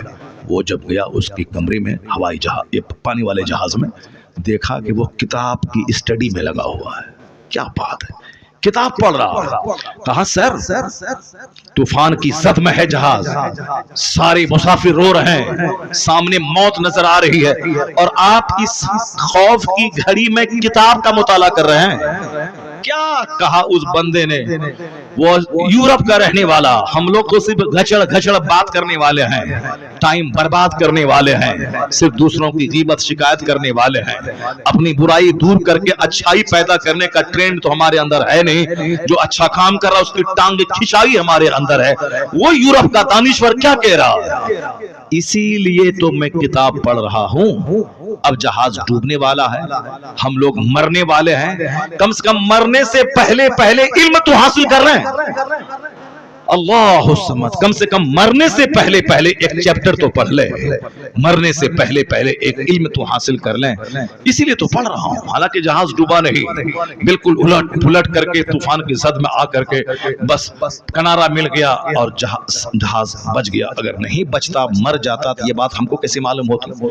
क्योंकि जो उस जहाज पे सवार था उसने जहाज से बचने के बाद तब स्टेटमेंट दिया। ये देखें स्टडी करने वाले लोग कैसे कैसे होते हैं, मौत के वक्त में भी मुताला करते हैं। और यहाँ शादी हुई, पढ़ाई बंद, शादी हुई, दुआए कुनूत तक याद नहीं। शादी के बाद जो गांव देहात के मकतब में पढ़ाने वाले मौली साहब से, मुंशी जी से जो पढ़ा था, अलम तरा कैफ फअल रब्बुका बिअसहाबी फील अजल कलम फी तदलीम वरसलम तरबिल, जो मकतब के मुंशी से पढ़ा था, उसी तरह की हमारी बेटियां मरते दम तक पढ़ते रहती, हमारे बच्चे मरते दम तक उसी तरह पढ़ते रहते हैं। ये नहीं कि अब जिंदगी बची है, शादी के बाद कम से कम वक्त है तो चलो ट्यूशन पढ़ करके अच्छे कारी से कम कुरान पाक की 20 सूरतें, जो तरावी की नमाज में जब मैं तन्हा पढ़ूं तो कम से कम 20 सूरतें, कम से कम 10 ही सही अलम तरा कैफा से लेके कुल अऊज़ु बिरब्बिन नास तक ठीक से पढ़ लें, ताकि नमाज सही हो जाए। उसको तरावी में भी पढ़ें डबल करके, और 5 नमाजें उसी 10 सूरतों से पढ़ें। कम से कम इतना तो कर लेना चाहिए। नहीं, बूढ़े हो गए, कुरान पाक कायदे से पढ़ नहीं पा रहे हैं। जरा देखें, वो हिंदू की बेटी शादी, जवान हो चुकी थी, शादी हो गई, शादी के बाद अपने शौहर से कहा, शौहर से बोली कि मैं स्टडी जारी रखूंगी, आपकी खिदमत में कोई कमी नहीं होगी, मैं आपकी वाइफ हूं, मैं टाइम निकाल के मैं स्टडी करूंगी। तो शौहर ने कहा हाँ ठीक है, स्टडी करो। इस कदर डीपली पढ़ाई करी कि पूरा हिंदुस्तान अखबार में आया था, सारा मेरा शहर खुशी मना रहा था। हिंदू तो खुशी मना ही रहे थे, मुसलमान भी उसकी मेहनतों की दाद दे रहे थे कि शादी होने के बाद, एक बच्चा होने के बाद भी पढ़ाई जारी रखी। वह ब्लॉक डेवलपमेंट ऑफिसर भी बन गई, बीडीओ ब्लॉक डेवलपमेंट ऑफिसर बन गई वो। और हमारी बेटी अलम तरा कैफा भी नहीं पढ़ पाई, दुरूद ताज भी नहीं पढ़ पाई, दुरूद इब्राहिमी भी कायदे से याद नहीं है। अगर दुरूद इब्राहिमी पढ़ो तो कोई बच्चा नहीं पढ़ पाएगा, वो भूलेगा, सर खुजलाएगा। अल्लाहुम्मा सल्ली अला मोहम्मद पर कहीं बारक तो बोलेगा, कहीं वो कुछ बोलेगा, कायदे से नहीं पढ़ पाता है, वो पढ़ ही नहीं पाता है, चूंकि मजाज ही नहीं, बस खाना पीना मर जाना है। हदीस में आया है, उस बंदे पे नहुसत तारी है, उस पे लानत है। कौन? जो दिन गधे की तरह गुजारता हो और रात मुर्दार की तरह गुजारता हो। गधे की तरफ मतलब धोबी के घर से कपड़ा ढोना घाट तक, घाट से धोबी के घर तक, गधे की तरह साथ ईंट ढोना, चक्की पीसना। वो गधा जो मेहनतें करता उसको मालूम नहीं कि मेरी पीठ पर किताब है कि लकड़ियां है। वो गधे की तरह मेहनत करना, रात मुर्दा की तरह सो जाना। जो दिन भर खेत खलियान, दुकान, मार्केट, बाजार, ये सामान, वो सामान, ये ऑर्डर, वो ऑर्डर, वो सप्लाई, यानी कभी ख्याल तक न आया कि मुझे अगर कल मर गया तो मेरे पास क्या होगा। न जमीन रहेगी, न मकान, न पैसे जो मैंने कमाया, न फिक्स डिपॉजिट, कुछ नहीं रहेगा। मरने के बाद जहां खरबों साल रहना है, बेगिनती साल रहना है, जहां का एक दिन 50,000 साल के बराबर है आखिरत का, वहां मेरा क्या बनेगा? अक्लमंद वो है जो फैक्ट्री भी चलाएगा, जन्नत जाने की तैयारी भी करेगा, फजर भी पढ़ेगा, 8 घंटे काम करेगा, फिर टाइम निकाल के जोहर पढ़ेगा, जोहर पढ़ेगा, फिर 4 घंटे काम करेगा, फिर असर पढ़ेगा, फिर 2 घंटा काम करेगा, फिर मगरिब पढ़ेगा। बचानेगा कि 24 घंटे में 8 घंटे तो मैं सो गया, 12 घंटे तो मैं काम किया, कम से कम 2 घंटे तो निकाल लो, ताकि अगर कल मर गया, कंपनी मेरे पास नहीं रहेगी मगर सजदा तो मेरे पास रहेगा। बस थोड़ी सी सोच अच्छी कर ले, दुनिया में भी वह दूसरों के सामने भिखारी नहीं रहेगा। जो दुनिया में नहीं पढ़ाई करेगा वह दूसरों के सामने हाथ फैलाएगा, जो पढ़ाई नहीं करेगा, नौकरी नहीं करेगा, वह दूसरों के सामने भीख मांगेगा, जो कायदे से मेहनत करके खेती बाड़ी नहीं करेगा वह दूसरों के सामने भीख मांगेगा, वह मजदूरी करेगा, पंजाब दिल्ली में जाकर रेड़ी चलाएगा, ठेली चलाएगा। आज बेशुमार लाखों बच्चे मुसलमानों के, बिहार और बंगाल के, जो दिल्ली और पंजाब में जाकर रेड़ी और ठेला चला रहे हैं, ये वही बच्चे हैं कि अगर उनका मजदूर बाप अगर मजदूरी करके अपने बच्चों को पढ़ा दिया होता तो उनका बेटा हीरो साइकिल में रेडी नहीं चलाता, उनका बेटा कम से कम टीचर बन के 1 लाख रुपए महीना कमाता। वो अपने घर और समाज वालों की इज्जत में इजाफा करता है। लेकिन बाप भी इतना जाहिल, वो भी मजदूरी करता रहा और 5 साल 6 साल के बच्चों से भी मजदूरी करवाता रहा। एजुकेशन, दुनिया की तालीम जरूरी है दुनिया में खुशहाल रहने के लिए, दुनिया की तालीम जरूरी है यहां खुशहाल होने के लिए। बहुत सारे जमींदार जमीन बेच बेच कर मकान बनाते हैं, जमीन बेच बेच कर बुलेट खरीदते हैं, जमीन बेच बेच कर अपनी बेटी की शादी करवाते हैं। कोई भी काम पड़ा जमीन बेचा, कोई बीमार पड़ा जमीन बेचो, मकान बनाना है जमीन बेचो, 5 साल के बाद रंग पेंट करना है जमीन बेचो। अब बाप की जमीन पाई थी, अपना तो ना इल्म हासिल किया, ना हुनर सीखा, ना ठीक ढंग से खेती बाड़ी कर रहा है। अब कोई बड़ा काम आ गया तो जमीन बेच बेच कर बड़ा बनना चाहता है, बुलेट खरीद के जमीन बेच के पेट्रोल डालता है वो। लेकिन उसी समाज का गरीब मजदूर का बच्चा जो उसके घर में मजदूरी कर रहा था, वो पढ़ पढ़ करके दारोगा बन गया, लॉयर बन गया, बैरिस्टर बन गया, मास्टर बन गया, ब्लॉक डेवलपमेंट ऑफिसर बन गया। अब वो जमीन इसकी खरीद रहा है, अब वो साहब अच्छे आलिशान बंगला कमा के बना रहा, जमीन बेच के नहीं, जमीन खरीद करके वो एक इज्जत की रोजी गुजार, इज्जत के साथ जी रहा है। तो जितने उलमाए कराम पैदा हुए गरीब घर के, आज उस गांव के मालदारों से बेहतर उनकी जिंदगी हो रही। या इल्म है जो उससे ताकतवर बना दिया, या इल्म है जो उनको घर बना दिया, या इल्म है जो उसको इज्जत के साथ रहने का माहौल अता किया। और जमींदारों का बेटा जमीन बेच बेच कर कंगाल हो गया।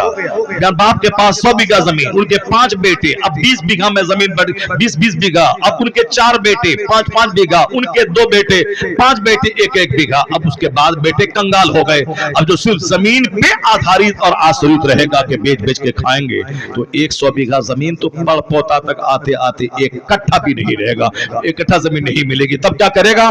जो इल्म हासिल करेगा, मेहनत करेगा, पढ़ेगा, लिखेगा, उस जमीन को बेच के बच्चों को पढ़ाएगा। तो अगर वह 100 बीघा वाला रहेगा, बच्चा पढ़ लिया तो 500 बीघा जमीन खरीद के जमीन में इजाफा कर देगा।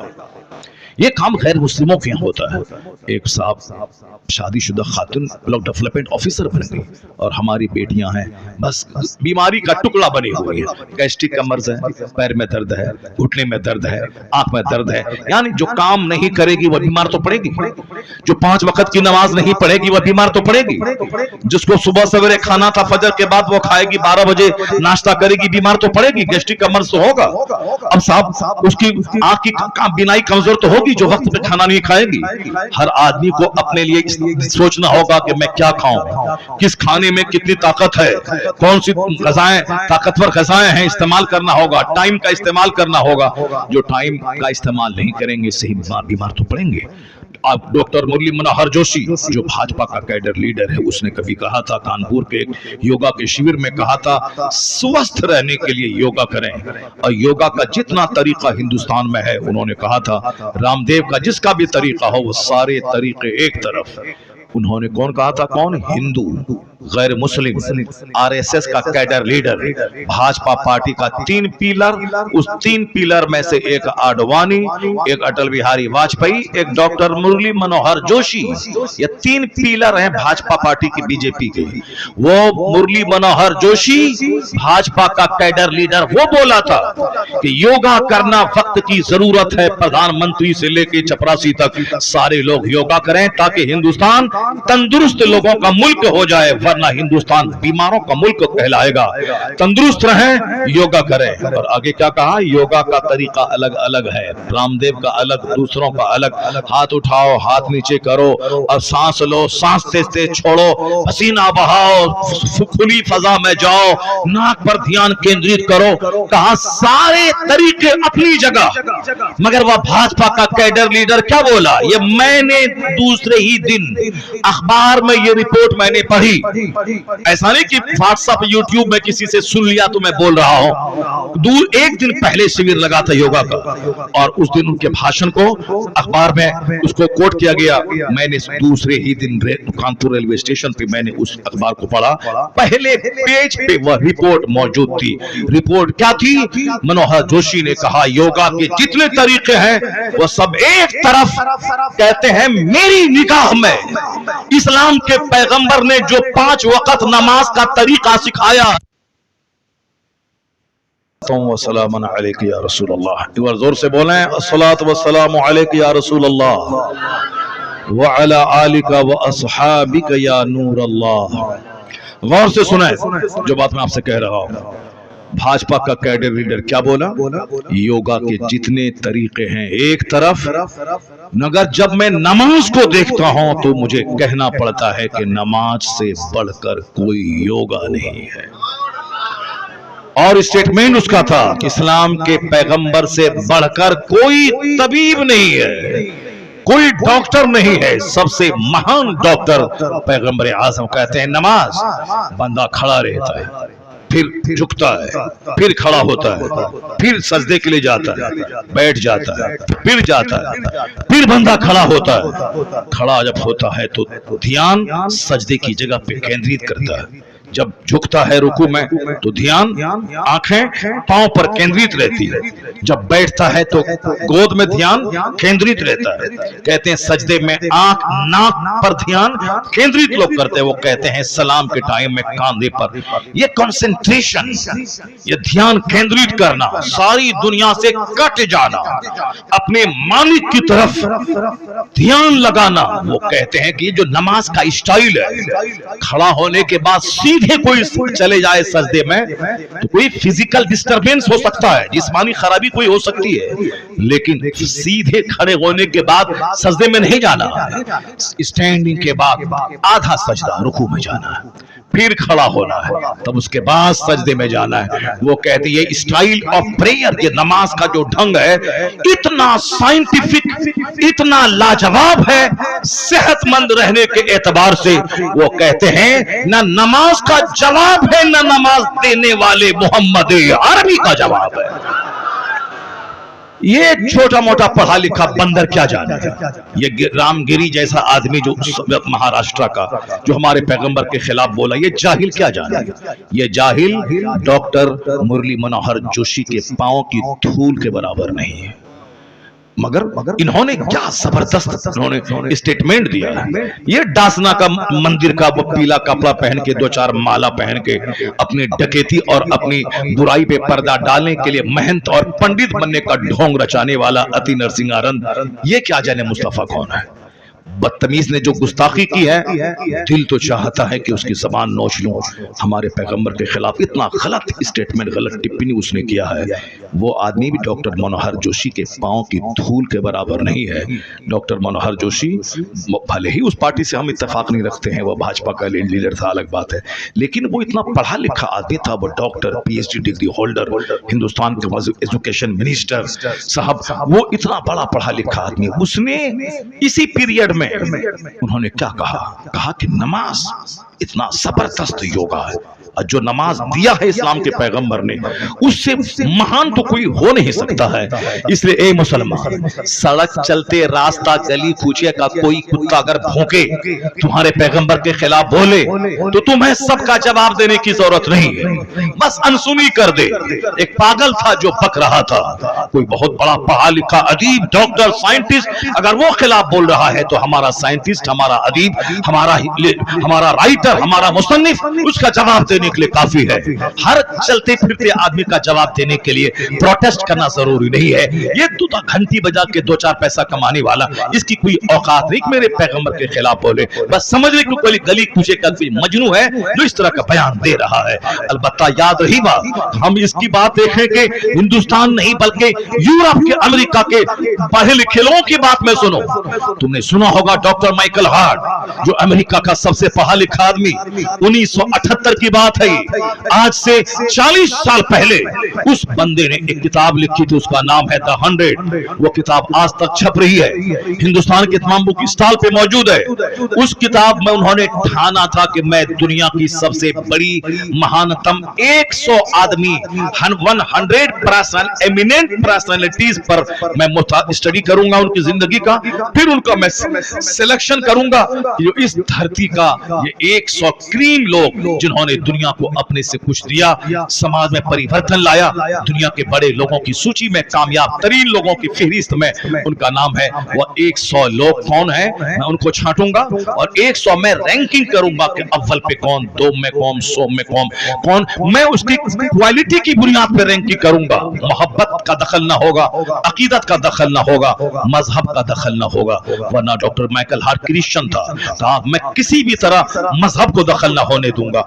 वो अपने पैगंबर से, जीसस क्राइस्ट अपने हिसाब से मोहब्बत करता है, लेकिन वो का मोहब्बत एक्सेजरेशन, गुलू, मुबालगा को जगह नहीं दूंगा। फैक्ट, रियलिटी और सच्चाई की बुनियाद पर मैं रैंकिंग करूंगा।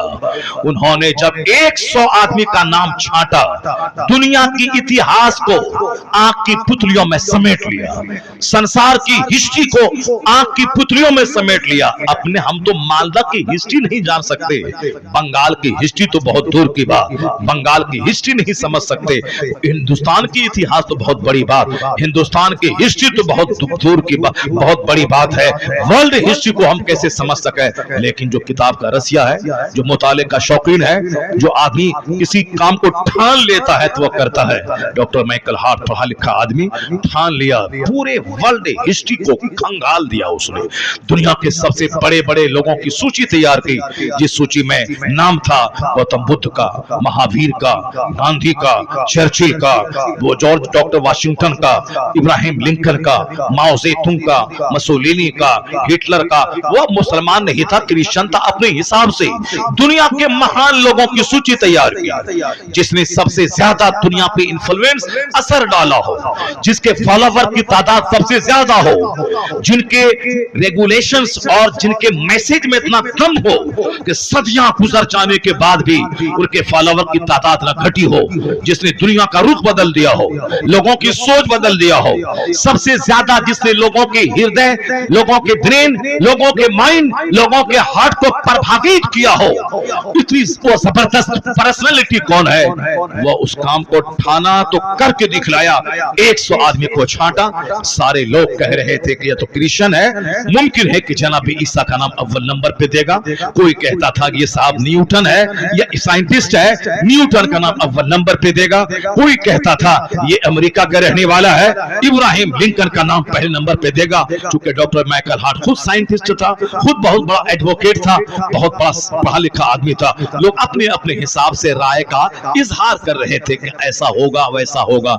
लेकिन जब किताब छप के प्रेस से बाहर आई, द 100 नामी किताब, उस किताब का नाम ही है द 100, 100 सब लैंग्वेज, सब इन एवरी लैंग्वेजेस, तमाम जबानों में उसका तर्जमा हो चुका है। आज भी वो किताब बुक स्टॉल पे मिलती है। द 100 नामी किताब जब प्रेस से छप के बाहर आई, दुनिया के सारे लोग दंग रह गए कि कामयाब तरीन लोगों की सूची में पहला नाम न न्यूटन का था, न जीसस क्राइस्ट का था, न इब्राहिम लिंकन का था, पहला नाम मोहम्मद अरबी अलैहिस्सलाम का था। पहला नाम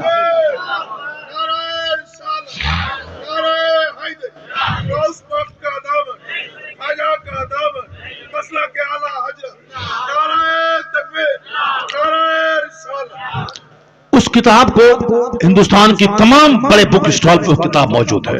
ये नरसिंहानंद उस किताब को खरीद के पढ़े, नहीं खरीद के पढ़ना चाहता तो बोले हम उसको किताब भिजवा देते हैं। डॉक्टर गिरी साहब रामगिरी वो किताब पढ़े, वो इन जैसे करोड़ लाखों लोगों को जो पढ़ा सकता है और जिसको इसकी धूम सारी दुनिया में इसकी सलाहियत की है। उन लोगों ने क्या हमारे पैगंबर के बारे में लिखा, उन्होंने कहा क्या लिखा उन्होंने, he was the only man in history who was supremely successful on both levels religious and secular. वो कहते हैं कि ह्यूमन हिस्ट्री का वो इकलौता आदमी था मोहम्मद अरबी अलैहिस्सलाम जो सियासत और मजहब दोनों सतह पर सबसे ज्यादा कामयाब तरीन शख्स हुआ। He was only man, तनहा आदमी, इकलौता आदमी, who was supremely successful, यानी जो सबसे ज्यादा कामयाब हुआ इस पूरी जमीन में, मजहबी तौर पर भी सियासी तौर पर भी। एक ऐसी गवर्नमेंट दुनिया को दी जिस गवर्नमेंट में अमीर गरीब काले गोरे सबको समान अधिकार दिया, सबों की राय से हुकूमत चलेगी, अपनी हुकूमत नहीं चलाई जाएगी बल्कि बंदों पर, बंदों के खालिक की हुकूमत चले, कि कानून की हुकूमत चलेगी, जिसको आमतौर पर अपनी जबान में लोग अपने हिसाब से डेमोक्रेसी कहते हैं। वो कहते हैं जमहूरियत, प्रजातंत्र, जहां काले गोरे का फर्क मिट जाए, सारे अमीर गरीब सब बराबर हो, सबको समान अधिकार मिले। वो कहते हैं ये कानून अगर किसी ने नाफिज किया है दुनिया में तो उसका नाम मोहम्मद अरबी अलैहिस्सलाम है। वह इकलौता आदमी है जो साइंटिफिक, जो साइंस, जो मजहबी तौर पर और सियासी तौर पर कामयाब हुए हैं, ये उसने कहा। और मालूम है हिंदुस्तान के एक हिंदू लीडर डॉक्टर सरोजनी नायडू वो क्या कहती है, वो कहती है I have been struck over again and again to see this in the visible unity of Islam when the azan is sounded the worshippers are gathered the peasant and the king stand side by side together. The best embodiment of democracy can be seen 5 times a day in the mosque. क्या बात कह के रख दिया उसने। वो हिंदू है, बहुत पढ़ी लिखी खातून है, वो बहुत बड़ी शायरा और बहुत बड़ी पॉलिटिकल लीडर, जो भी जान पॉलिटिक्स से ताल्लुक रखता है वो सब उनका नाम जानते हैं, डॉक्टर सरोजनी नायडू। वो लिखती हैं कि मैं जब मुसलमानों की मस्जिदों पे नजर दौड़ाती हूँ मैं हैरत में पड़ जाती हूँ कि हर जगह डेमोक्रेसी, प्रजातंत्र का ढंढोरा पीटा जा रहा है, अमीर गरीब काले गोरे सब बराबर। वो है कहां दुनिया में? ये 5 वक्त मुसलमानों की मस्जिदों में देखने को मिल जाता है, 5 वक्त मुसलमानों की मस्जिदों में देखने को मिल जाता है। वो क्या कहती है, when the azan is sounded, तब अजान दी जाती है। अजान की बात आगे तो एक बात मैं बता दूं, अजान की आवाज सिर्फ मुसलमान नहीं सुनते हैं, गैर मुस्लिम भी सुनते हैं। जब गैर मुस्लिम दुनियादार सारे लोग सुनते हैं तो इमाम से ज़्यादा अच्छी आवाज़ वाला मुअज्जिन होना चाहिए, इसलिए कि जब वो अजान 5 टाइम पुकारे तो मुमकिन है कि बहुत सारे गैर मुस्लिम का सीना हिल जाए, वो अजान सुन के कलमा पढ़ के मुसलमान हो जाए। मेरे मोहल्ले की मस्जिद में मुअज्जिन अलग है, मोहल्ले का एक बच्चा 10th में पढ़ता है, 10th में या 11th में पढ़ता है।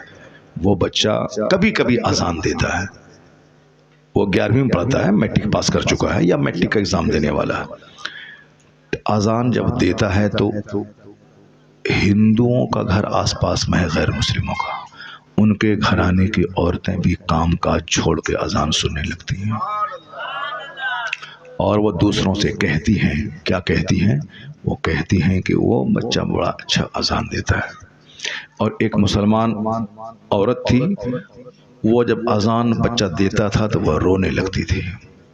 वो ट्रांसफ़र हुआ उसके शौहर का, वो शहर से बाहर चली गई और वहाँ से हर महीने, क्योंकि वो मौज़िन नहीं होते, स्कूल में पढ़ता है बच्चा, स्कूल में पढ़ाता है, लेकिन अजान कभी कभी देता है, तो वो वहाँ से हर महीने उनके लिए 1000 या 2000 रुपये महीना वह भेजती है कि तुम्हारी अजान बड़ी अच्छी लगती है, ये पैसा तुम्हारे लिए तोहफा के तौर पर है।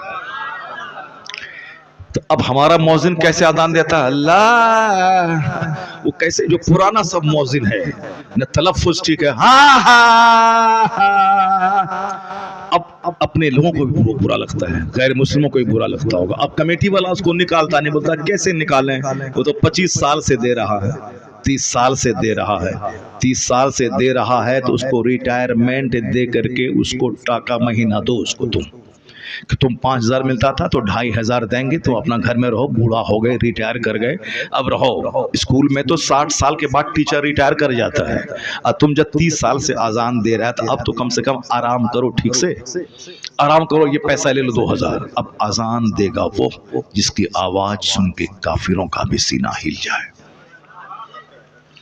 इस पर कोई तवज्जो नहीं देता है। अब वो पॉलिटिक्स होती है। अब हम कहते हैं कि साहब मौजिन जबरदस्त अजान वाला हो, ताकि बेनमाजी को नमाज पढ़ने के लिए मस्जिद की तरफ चला जाए। हम लोग बचपन से नमाज सुन रहे हैं, नमाज अजान सुन रहे हैं, 54 साल उम्र हो गई हमारी, 4 साल माइनस कर दे 50 साल, सब बात मालूम है, लेकिन आज भी आवाज अच्छी अगर किसी की है, अजान देता है, तो आज भी पलकें भीग जाती है, आज भी आदमी सकते में पड़ जाता है। तो अजान एक रिप्रेजेंट, एक मुजाहिरा है, एक एग्जीबिशन है हमारी सलाहियतों का, हमारी दीनदारी का, और उसको सब सुनता है। इसलिए मौजिन किसी सूरत में कमजोर नहीं होना चाहिए। जबरदस्त मुकाबला, कंपटीशन हो, 50 मौजिन को बुलाया जाए, जिसकी आवाज सबसे ज्यादा खूबसूरत हो, अच्छी तनख्वाह दे करके उसको मौजिन मुकर्रर करे। मैं कहूंगा कि उसकी अजान इस्लाम की तरफ बुलाने में इंपॉर्टेंट रोल अदा करेगी उसकी अजान। अब सरोजनी नायडू क्या कहती हैं, जरा गौर से सुनिए। वो कहती हैं, I have been struck again and again to see this indivisible unity of इस्लाम।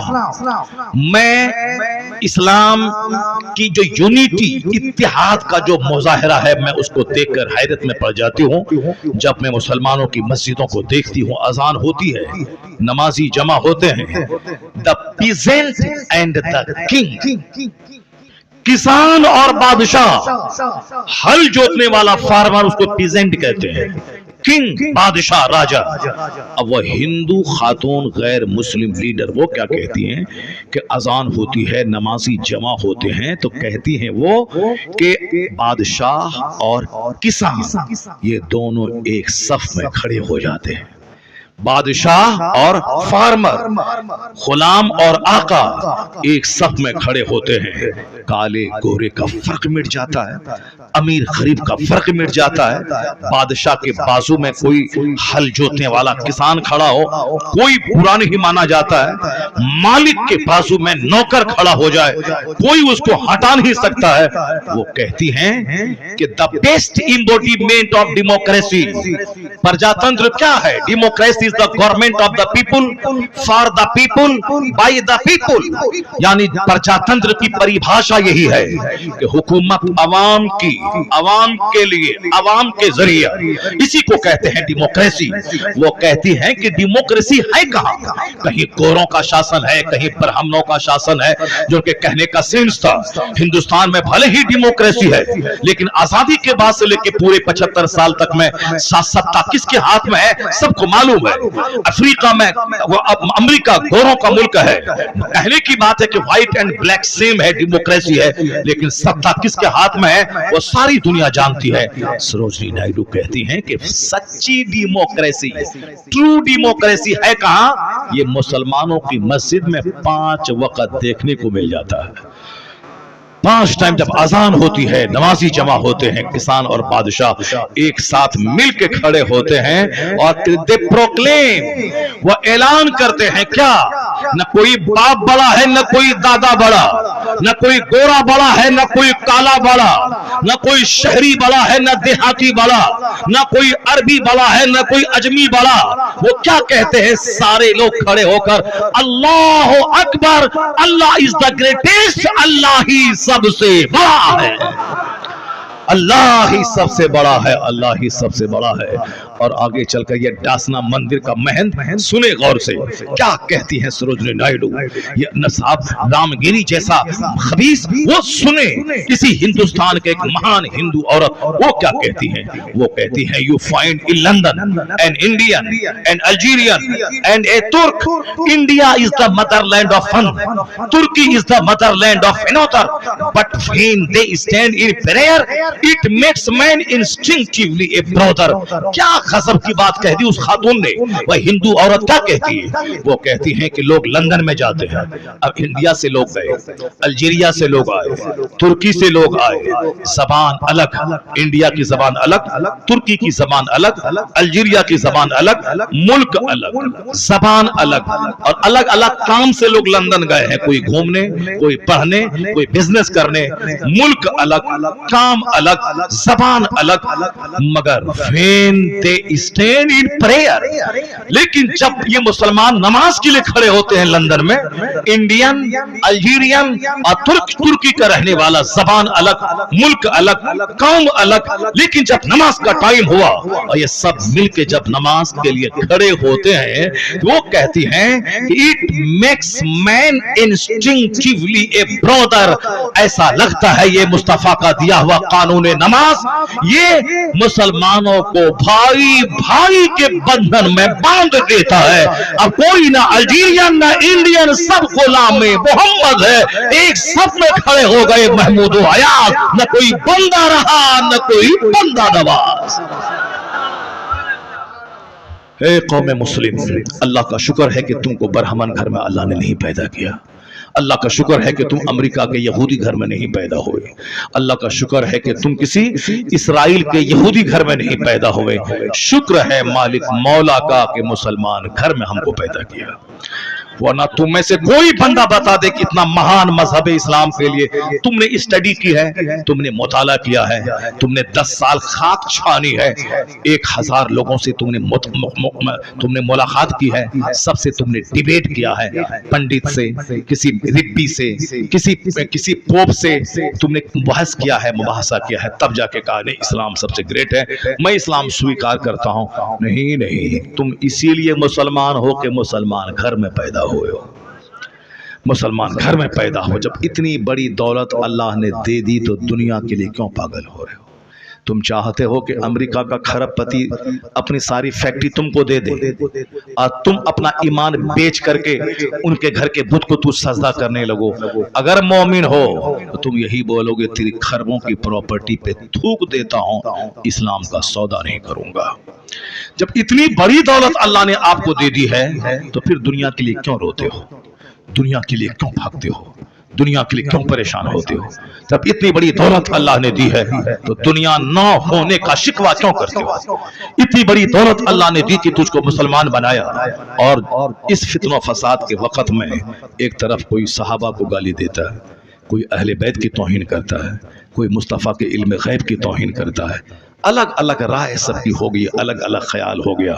दुनिया की मोहब्बत ने सबको पागल बना दिया, जबकि अल्लाह रब्बुल इज्जत ने अपने महबूब को जो बुलंदी दी है, कुरान गवाह है, हदीस गवाह है। मगर कुछ लोग हैं कि सरकार दो जहां में कलमा पढ़ने के बावजूद ऐब निकालते, कहते हैं कि इल्म नहीं, इल्म गैब नहीं है, इल्म गैब है भी तो जानवर चौपाए की तरह माज़अल्लाह, 1000 बार माज़अल्लाह, कैसी कैसी बातें करते हैं। कुछ लोग कहते हैं नबी को मैं मानता हूँ, सहाबी को मानता हूँ, अमीर मुआविया रज़ी अल्लाह तआला अन्हु को नहीं मानता हूँ। कुछ लोग कहते हैं कि इमाम हुसैन बादशाहत के लिए मैदान करबला गए थे और जंग की और वहां शहीद हो गए।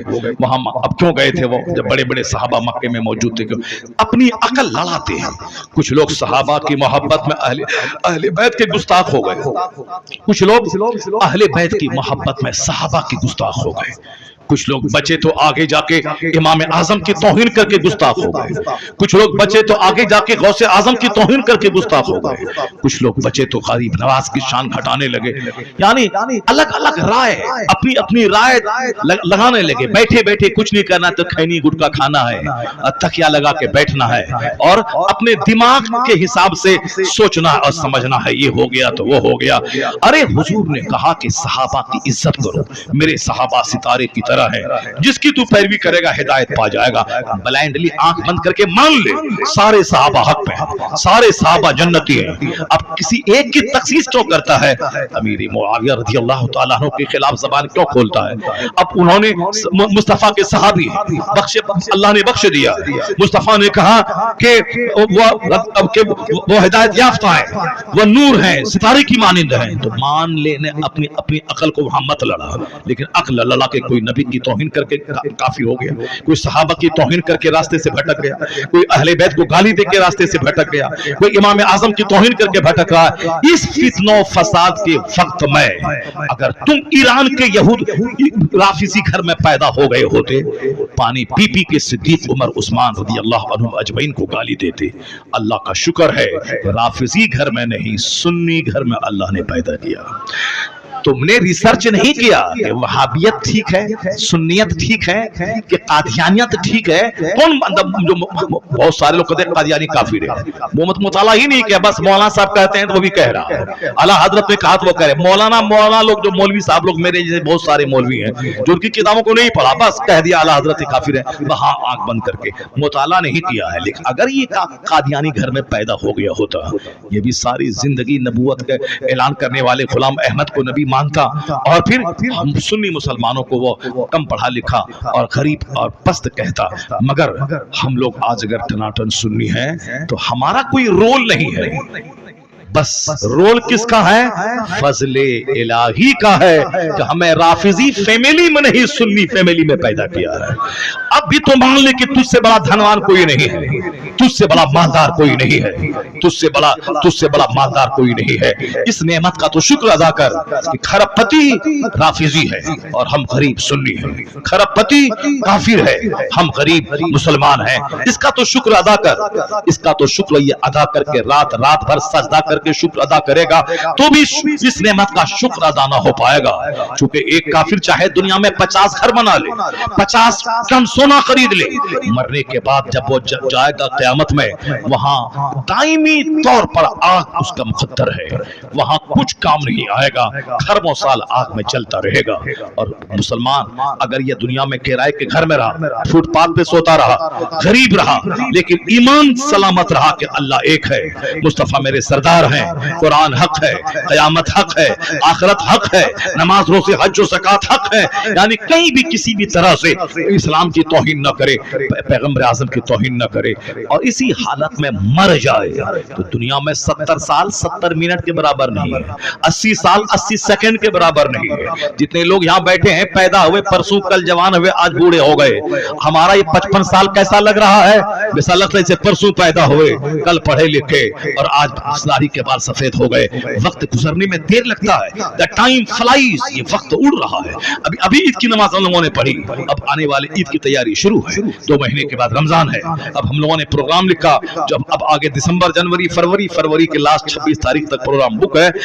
अब 1 मार्च से रमजान शुरू है। अब मदीना जाने की तैयारी कीजिए, रमजान में साहब हाफिजों से बात कीजिए।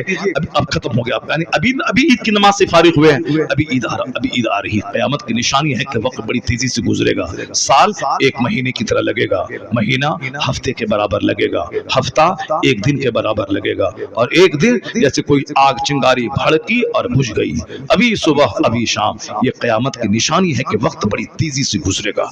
ये निशानी आ गई है, कब मर जाएंगे कहना मुश्किल है। अब अल्लाह रब्बुल इज्जत का शुक्र अदा करे कि ये दुनिया में गरीब रहें, मोहताज रहें। अगरचे मोहताज रहने इस्लाम पैगाम नहीं देता। ज़कात का कानून है कि कमाओ 1 लाख, साल में 2500 अल्लाह की राह में अपने गरीब भाई को दे दे। कमाओ 1 करोड़, माल तेरा पाक रहेगा, तुम सिर्फ 2.5 लाख, 100 लाख तेरा, 100 लाख में 98,50,000 तेरा, और 2.5 लाख तेरी गरीब बहन, तेरे गरीब भाई, तेरे गरीब पड़ोसी, तेरे गरीब रिश्तेदार। अल्लाह रब्बुल इज्जत के नाम पे ज़कात कानून पर अमल करते हुए अपने गरीब भाई बहन को दे दे, माल भी बढ़ेगा, वहां जन्नत भी मिलेगी। तुम दे, 1 करोड़ दिया है तो 2.5 लाख निकाल उस अल्लाह की खातिर, अल्लाह का हुक्म मानते हुए अपने गरीब भाई को दे दे। तेरा गरीब भाई खाएगा, माल भी बढ़ेगा, सवाब भी मिलेगा। दौलत कमाना अगर हराम होता तो ये कानून ज़कात नाज़िल नहीं होता, ये नहीं होता। पता चला 1 करोड़ कमाना जायज है, 2.5 लाख निकाल, तेरा माल पाक है। तो हम 1 अरब कमा ले, 1 अरब कमाल, 2.5 करोड़ निकाल, तेरा माल पाक हो जाएगा। 40वां हिस्सा ज़कात में निकाल। ये कानून ज़कात बताता है कि माल कमाओ नमाज के साथ, माल कमाओ सच्चाई के साथ, माल कमाओ तिलावत के साथ, माल कमाओ उसूल पर अमल करते हुए। बेशुमार लोग हैं नमाज नमाज पाबंदी तहज्जुद इशराक सब पढ़ते हैं और बिजनेस करते हैं। बेशुमार लोग हैं, झूठ नहीं बोलते, अरबों में खेलते हैं। बेशुमार लोग हैं, साहब दौलतों के अंबार पे 105 मंजिला फ्लैट में रहते हैं और कोई नमाज नहीं छोड़ते हैं। अल्लाह ने दौलत दी है, कड़ाके की सर्दी में गीजर ऑन किया, गर्म पानी से नहाया, फजर की नमाज पढ़ने चला गया। अल्लाह ने पैसा दिया है, घर में एसी लगाई और चिलचिलाती गर्मी में जोहर की नमाज एसी चला के आराम से मस्जिद में पढ़ रहा है। अल्लाह ने जब माल दिए है, लगाओ मस्जिद में एसी। अल्लाह ने माल दिया है, लगाओ घर में एसी। अल्लाह ने माल दिया है, लगाओ अपने बाथरूम में गीजर, ताकि कोई फजर कज़ा ना होने पाए, कोई जोहर कज़ा ना होने पाए। जाड़े के मौसम में गर्मी का मजा ले, गर्मी के मौसम में ठंडे पानी का मजा ले। अगर पैसा नहीं रहेगा तो गीजर कहां से खरीदेगा? पैसा नहीं रहेगा तो एसी कहां से लगाएगा? पैसा नहीं रहेगा तो अपने घर में हीटर कहां से लगाएगा? इसलिए माल कमा, ज़कात निकाल, नमाज पंजगाना पढ़, यहां भी आराम से रह, और जब मरेगा तो मुस्तफा की जन्नत में आराम से चला जाएगा। और अगर दुनिया में नहीं पढ़ेगा, नहीं लिखेगा, नहीं मेहनत करेगा, नहीं मुशक्कत करेगा, भाग दौड़ नहीं करेगा, तो दूसरों के सामने हाथ फैला के भिखारी रहेगा। सब ढकेगा, पाँव खुलेगा, सर ढकेगा। मकान बनाएगा तो प्लास्टर नहीं कर पाएगा, प्लास्टर करेगा तो बैंक का कर्जा लेगा। अगर बैंक कर्जा लिया तो गाड़ी कैसे लेगा? अगर खाना खाएगा सुबह तो शाम कैसे खाएगा? बच्चों को कैसे पढ़ाएगा? रिश्तेदार घर में शादी होगी तो कर्जा लेकर के उनको कपड़ा लेके उनकी शादी में जाएगा।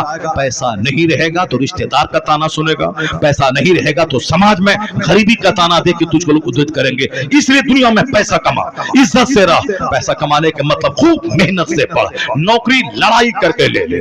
18 घंटे पढ़, 15 घंटे पढ़, 12 घंटे पढ़, अपने और पढ़ता रह। नौकरी लड़के ले, डीएम बन, ऑफिसर बन, प्रोफेसर बन, ब्लॉक डेवलपमेंट ऑफिसर बन, मुहद्दिस बन, फकीह बन, मुअल्लिम बन, खतीब बन, राइटर बन। अगर काश्तकार है तो फिर नमाज रोजे के साए में अच्छी खेती बाड़ी कर, मेहनत कर, एक साल में 5 फसलें उगा। बिजनेस कर, अच्छी बिजनेस कर, नमाज के साथ। जो फजर पढ़ के जा दुकान में, जोहर पढ़ के जा दुकान में, आंधी तूफान आए दुकान खोल, बिजनेस कर, खेती बाड़ी कर, काम सीख ले, हुनर सिखा दे, नौकरी कर, आला तालीम दिला, ताकि दुनिया में ज़कात निकाल, सदका फित्र निकाल, कुर्बानी कर, गरीबों मिस्किनों का इलाज करवा, दूसरों गरीबों की मदद कर, मस्जिद में दे, मदरसा में दे, यहां भी खुशहाल रह। और दुकान जाएगा तो रोजी मिलेगी, और मस्जिद जाएगा तो मरने के बाद जन्नत मिलेगी।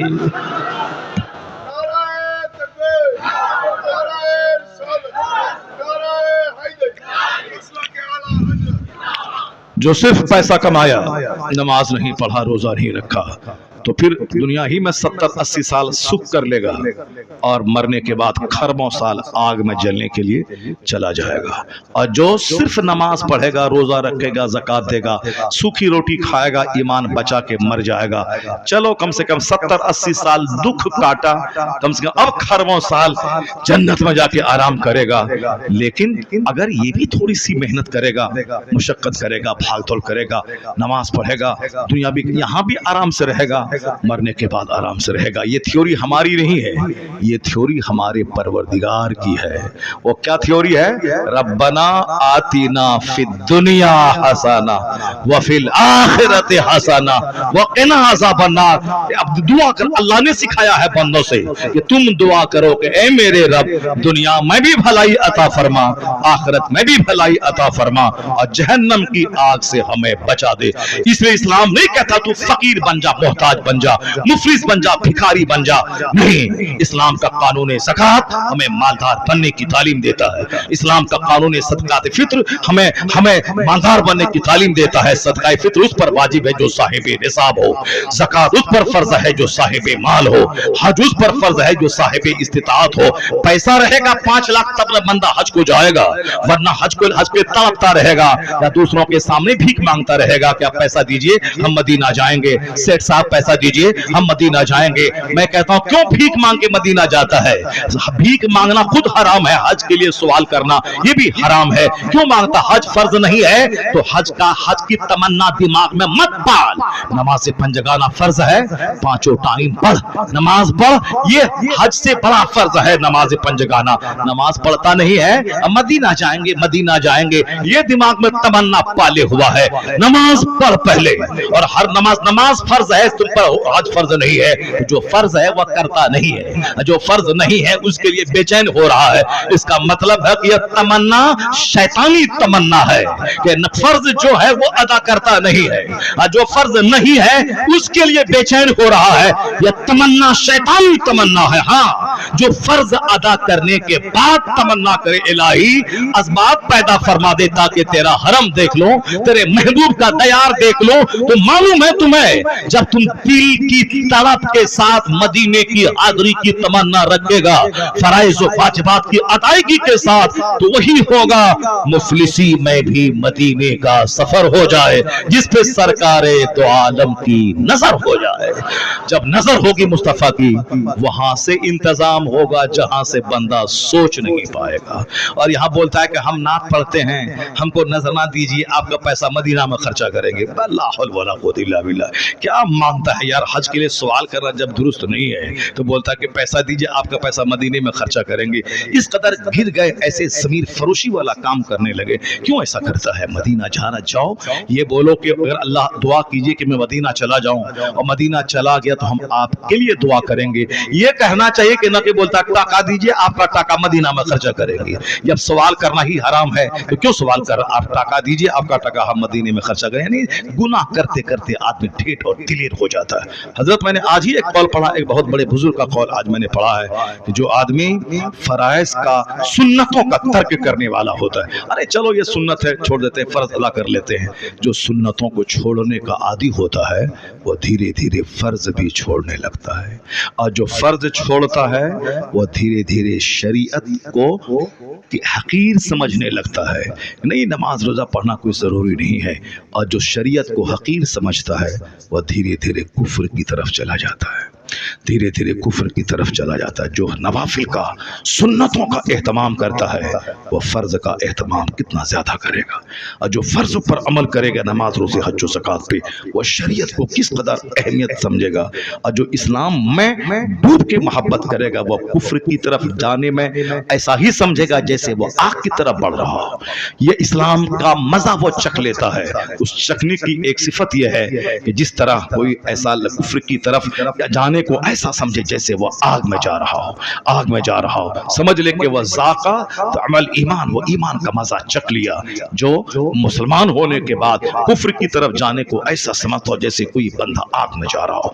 अल्लाह ने दौलत दी है, आप हज करें पहले, उसके बाद दूसरा काम अल्लाह ने माल दिया है, माल का अल्लाह की राह में खूब खर्च करें। अल्लाह इस्लाम का कानून लाजवाब है, कानून ज़कात, कानून हज, कानून रोजा, सब लाजवाब है इस्लाम का कानून। और जिसके पास नहीं है पैसा वो ज्यादा हाथ पैर मार के गुनाह ना करे, नहीं मेरे को अल्लाह ने गरीब बनाया है तो हम क्या करेंगे, नमाज भी नहीं पढ़ेंगे। अगर ऐसा हुआ तो दुनिया में भी जानवर की जिंदगी गुजारेगा, वो पैसे पैसे को तरसता रहा, मरने के बाद आग में गया, दोनों जहान की रुसवाई उसके हिस्से में आई। और सुन, जिस तरह मालदार कुर्बानी करता है, ज़कात देता है, हज करता है और उम्रा करता है, मस्जिदों में लाख 2 लाख देता है, अगर तेरे पास पैसा नहीं है तो सुन ले कि तू मालदार से ज्यादा धनवान है, खुशनसीब है। क्यों? तुझ पर ज़कात फर्ज नहीं है, ज़कात का हिसाब नहीं है, तुझ पर हज फर्ज नहीं है, हज का हिसाब नहीं है। ये मालदार को हिसाब देना होगा कि तुझ पर हज फर्ज हुआ था 25 साल पहले, अब 25 साल के बाद तुमने हज क्यों किया, ये सवाल उसको करना होगा। मालदार हिसाब देगा कि तुम्हारे पास माल 1 करोड़ तुम पर ज़कात फर्ज थी तो तुमने 1 लाख ही निकाला, क्यों? तुम्हारा गरीब भाई बीमार था, तुम उसको नहीं दिया, ये हिसाब मालदार को देना है। तुमने कुर्बानी मरियल जानवर की क्यों की, ये हिसाब मालदार को दे रहा है। तुमने अपने गरीब भाई का इलाज क्यों नहीं करवाया, ये हिसाब मालदार को दे रहा है। मालदार को ज़कात का, खैरात का, सदकात का, हज में ताखीर करने का, अपने गरीब बहन को न देने का, ये सारा हिसाब के लिए रोक लिया जाएगा। जिसके पास माल ही नहीं है उस पर ना उस पर हज फर्ज है, ना ज़कात फर्ज है, ना सदक़े फित्र वाजिब है, ना कुर्बानी वाजिब है, ना गरीबों को देना वाजिब है। अब ये तो फ्री आजाद है, फ्री फ्रॉम ऑल ड्यूटी, ये तमाम बड़े बड़े ड्यूटी से आजाद है। इसलिए हदीस में आया है कि मेरी उम्मत के फुकरा मेरी उम्मत के फुकरा, मेरी उम्मत के वो मालदार लोग जो जन्नत जाएंगे, उनको हिसाब के लिए रोक लिया जाएगा और मेरी उम्मत के फुकरा अमीरों के मुकाबले में 500 साल पहले जन्नत चले जाएंगे। अल्लाह उस्मत, धन्य है मुसलमानों का वो गरीब जो नमाज पढ़ता है, जो गुनाहों से बचता है, ज़िना से, शराब से, सूद से, जुआ से बचता है। हज फर्ज नहीं है, कोई प्रॉब्लम नहीं। ज़कात फर्ज नहीं है, कोई प्रॉब्लम नहीं। सदक़े फित्र वाजिब नहीं है, कोई प्रॉब्लम नहीं। कुर्बानी वाजिब नहीं है, कोई प्रॉब्लम नहीं। मगर नमाज मरते दम तक फर्ज है। नहीं खड़ा हो सकता हो तो बैठ के, बैठ न सकता हो तो लेट के, लेट के न पढ़ सकता हो तो आंख के इशारे से, मरते दम तक नमाज माफ नहीं है। नमाज पढ़ने में पैसा नहीं लगता है। नमाज पढ़ने में हज की तरह 40 दिन जो सफर में खर्च होते वो नहीं होता है। बस फजर में 10 मिनट, जोहर में 15 मिनट, असर में 10 मिनट, मगरिब में 15 मिनट, इशा में 20 मिनट, बस यही टाइम। पेट के लिए 12 घंटे, जन्नत जाने के लिए बमुश्किल तमाम 1 घंटे। बस अक्लमंद है वो जो दुनिया में भी नमाज पाप की पाबंदी करे, काम काज करे, ताकि यहाँ भी आराम से रहे, मरने के बाद मुस्तफा की जन्नत में पहुंच जाए। इस्लाम किसी पर बोझ नहीं डालता। तो गरीब अगर है, दीनदारी है, तो वो तो मालदारों से ज्यादा अच्छा है कि मालदार हिसाब देगा, माल कहां से कमाया, कहां खर्चा किया, मकान में कितना, गाड़ी में कितना, बेटी की शादी में कितना, और कपड़ा खरीदने में कितना, जमीन खरीदने में कितना, शादी ब्याह में कितना, ईद के दिन कपड़ा में कितना, ये सारा हिसाब मालदार देगा। और गरीब नमाज रोजे का हिसाब दिया, फट से जन्नत चला गया। इसलिए मुस्तफा कहते हैं मेरी उम्मत के गरीब 500 साल पहले अमीरों से जन्नत चला जाएगा। अगर गरीबी में अगर नमाज नहीं है और नेकी नहीं है तो चौपट दी ग्रेट है कि दुनिया में भी मोहताज होगा, मरने के बाद भी मोहताज रहेगा। अगर मालदारी में तकवा परहेजगारी और नमाज रोजा है, क्या कहना, यहाँ भी खुशहाल है, अच्छा खाना, अच्छा कपड़ा पहनना, अच्छी गाड़ी, अच्छा घर। मरने के बाद जन्नतुल फिरदौस में अल्लाह रब्बुल इज्जत से ये दुआ मांगे, इलाही रब्बना आतीना फिद दुनिया हसना वफिल आखिरत हसना वक़िना अज़ाबन्नार। अल्लाह ताला हमको, आपको सबों को दोनों जहान की भलाई अता फरमाए, दोनों जहान के लिए मेहनतें करने की तौफीक अता फरमाए। आमीन। व आखिरु दावाना अनिल हम्दुलिल्लाहि रब्बिल आलमीन।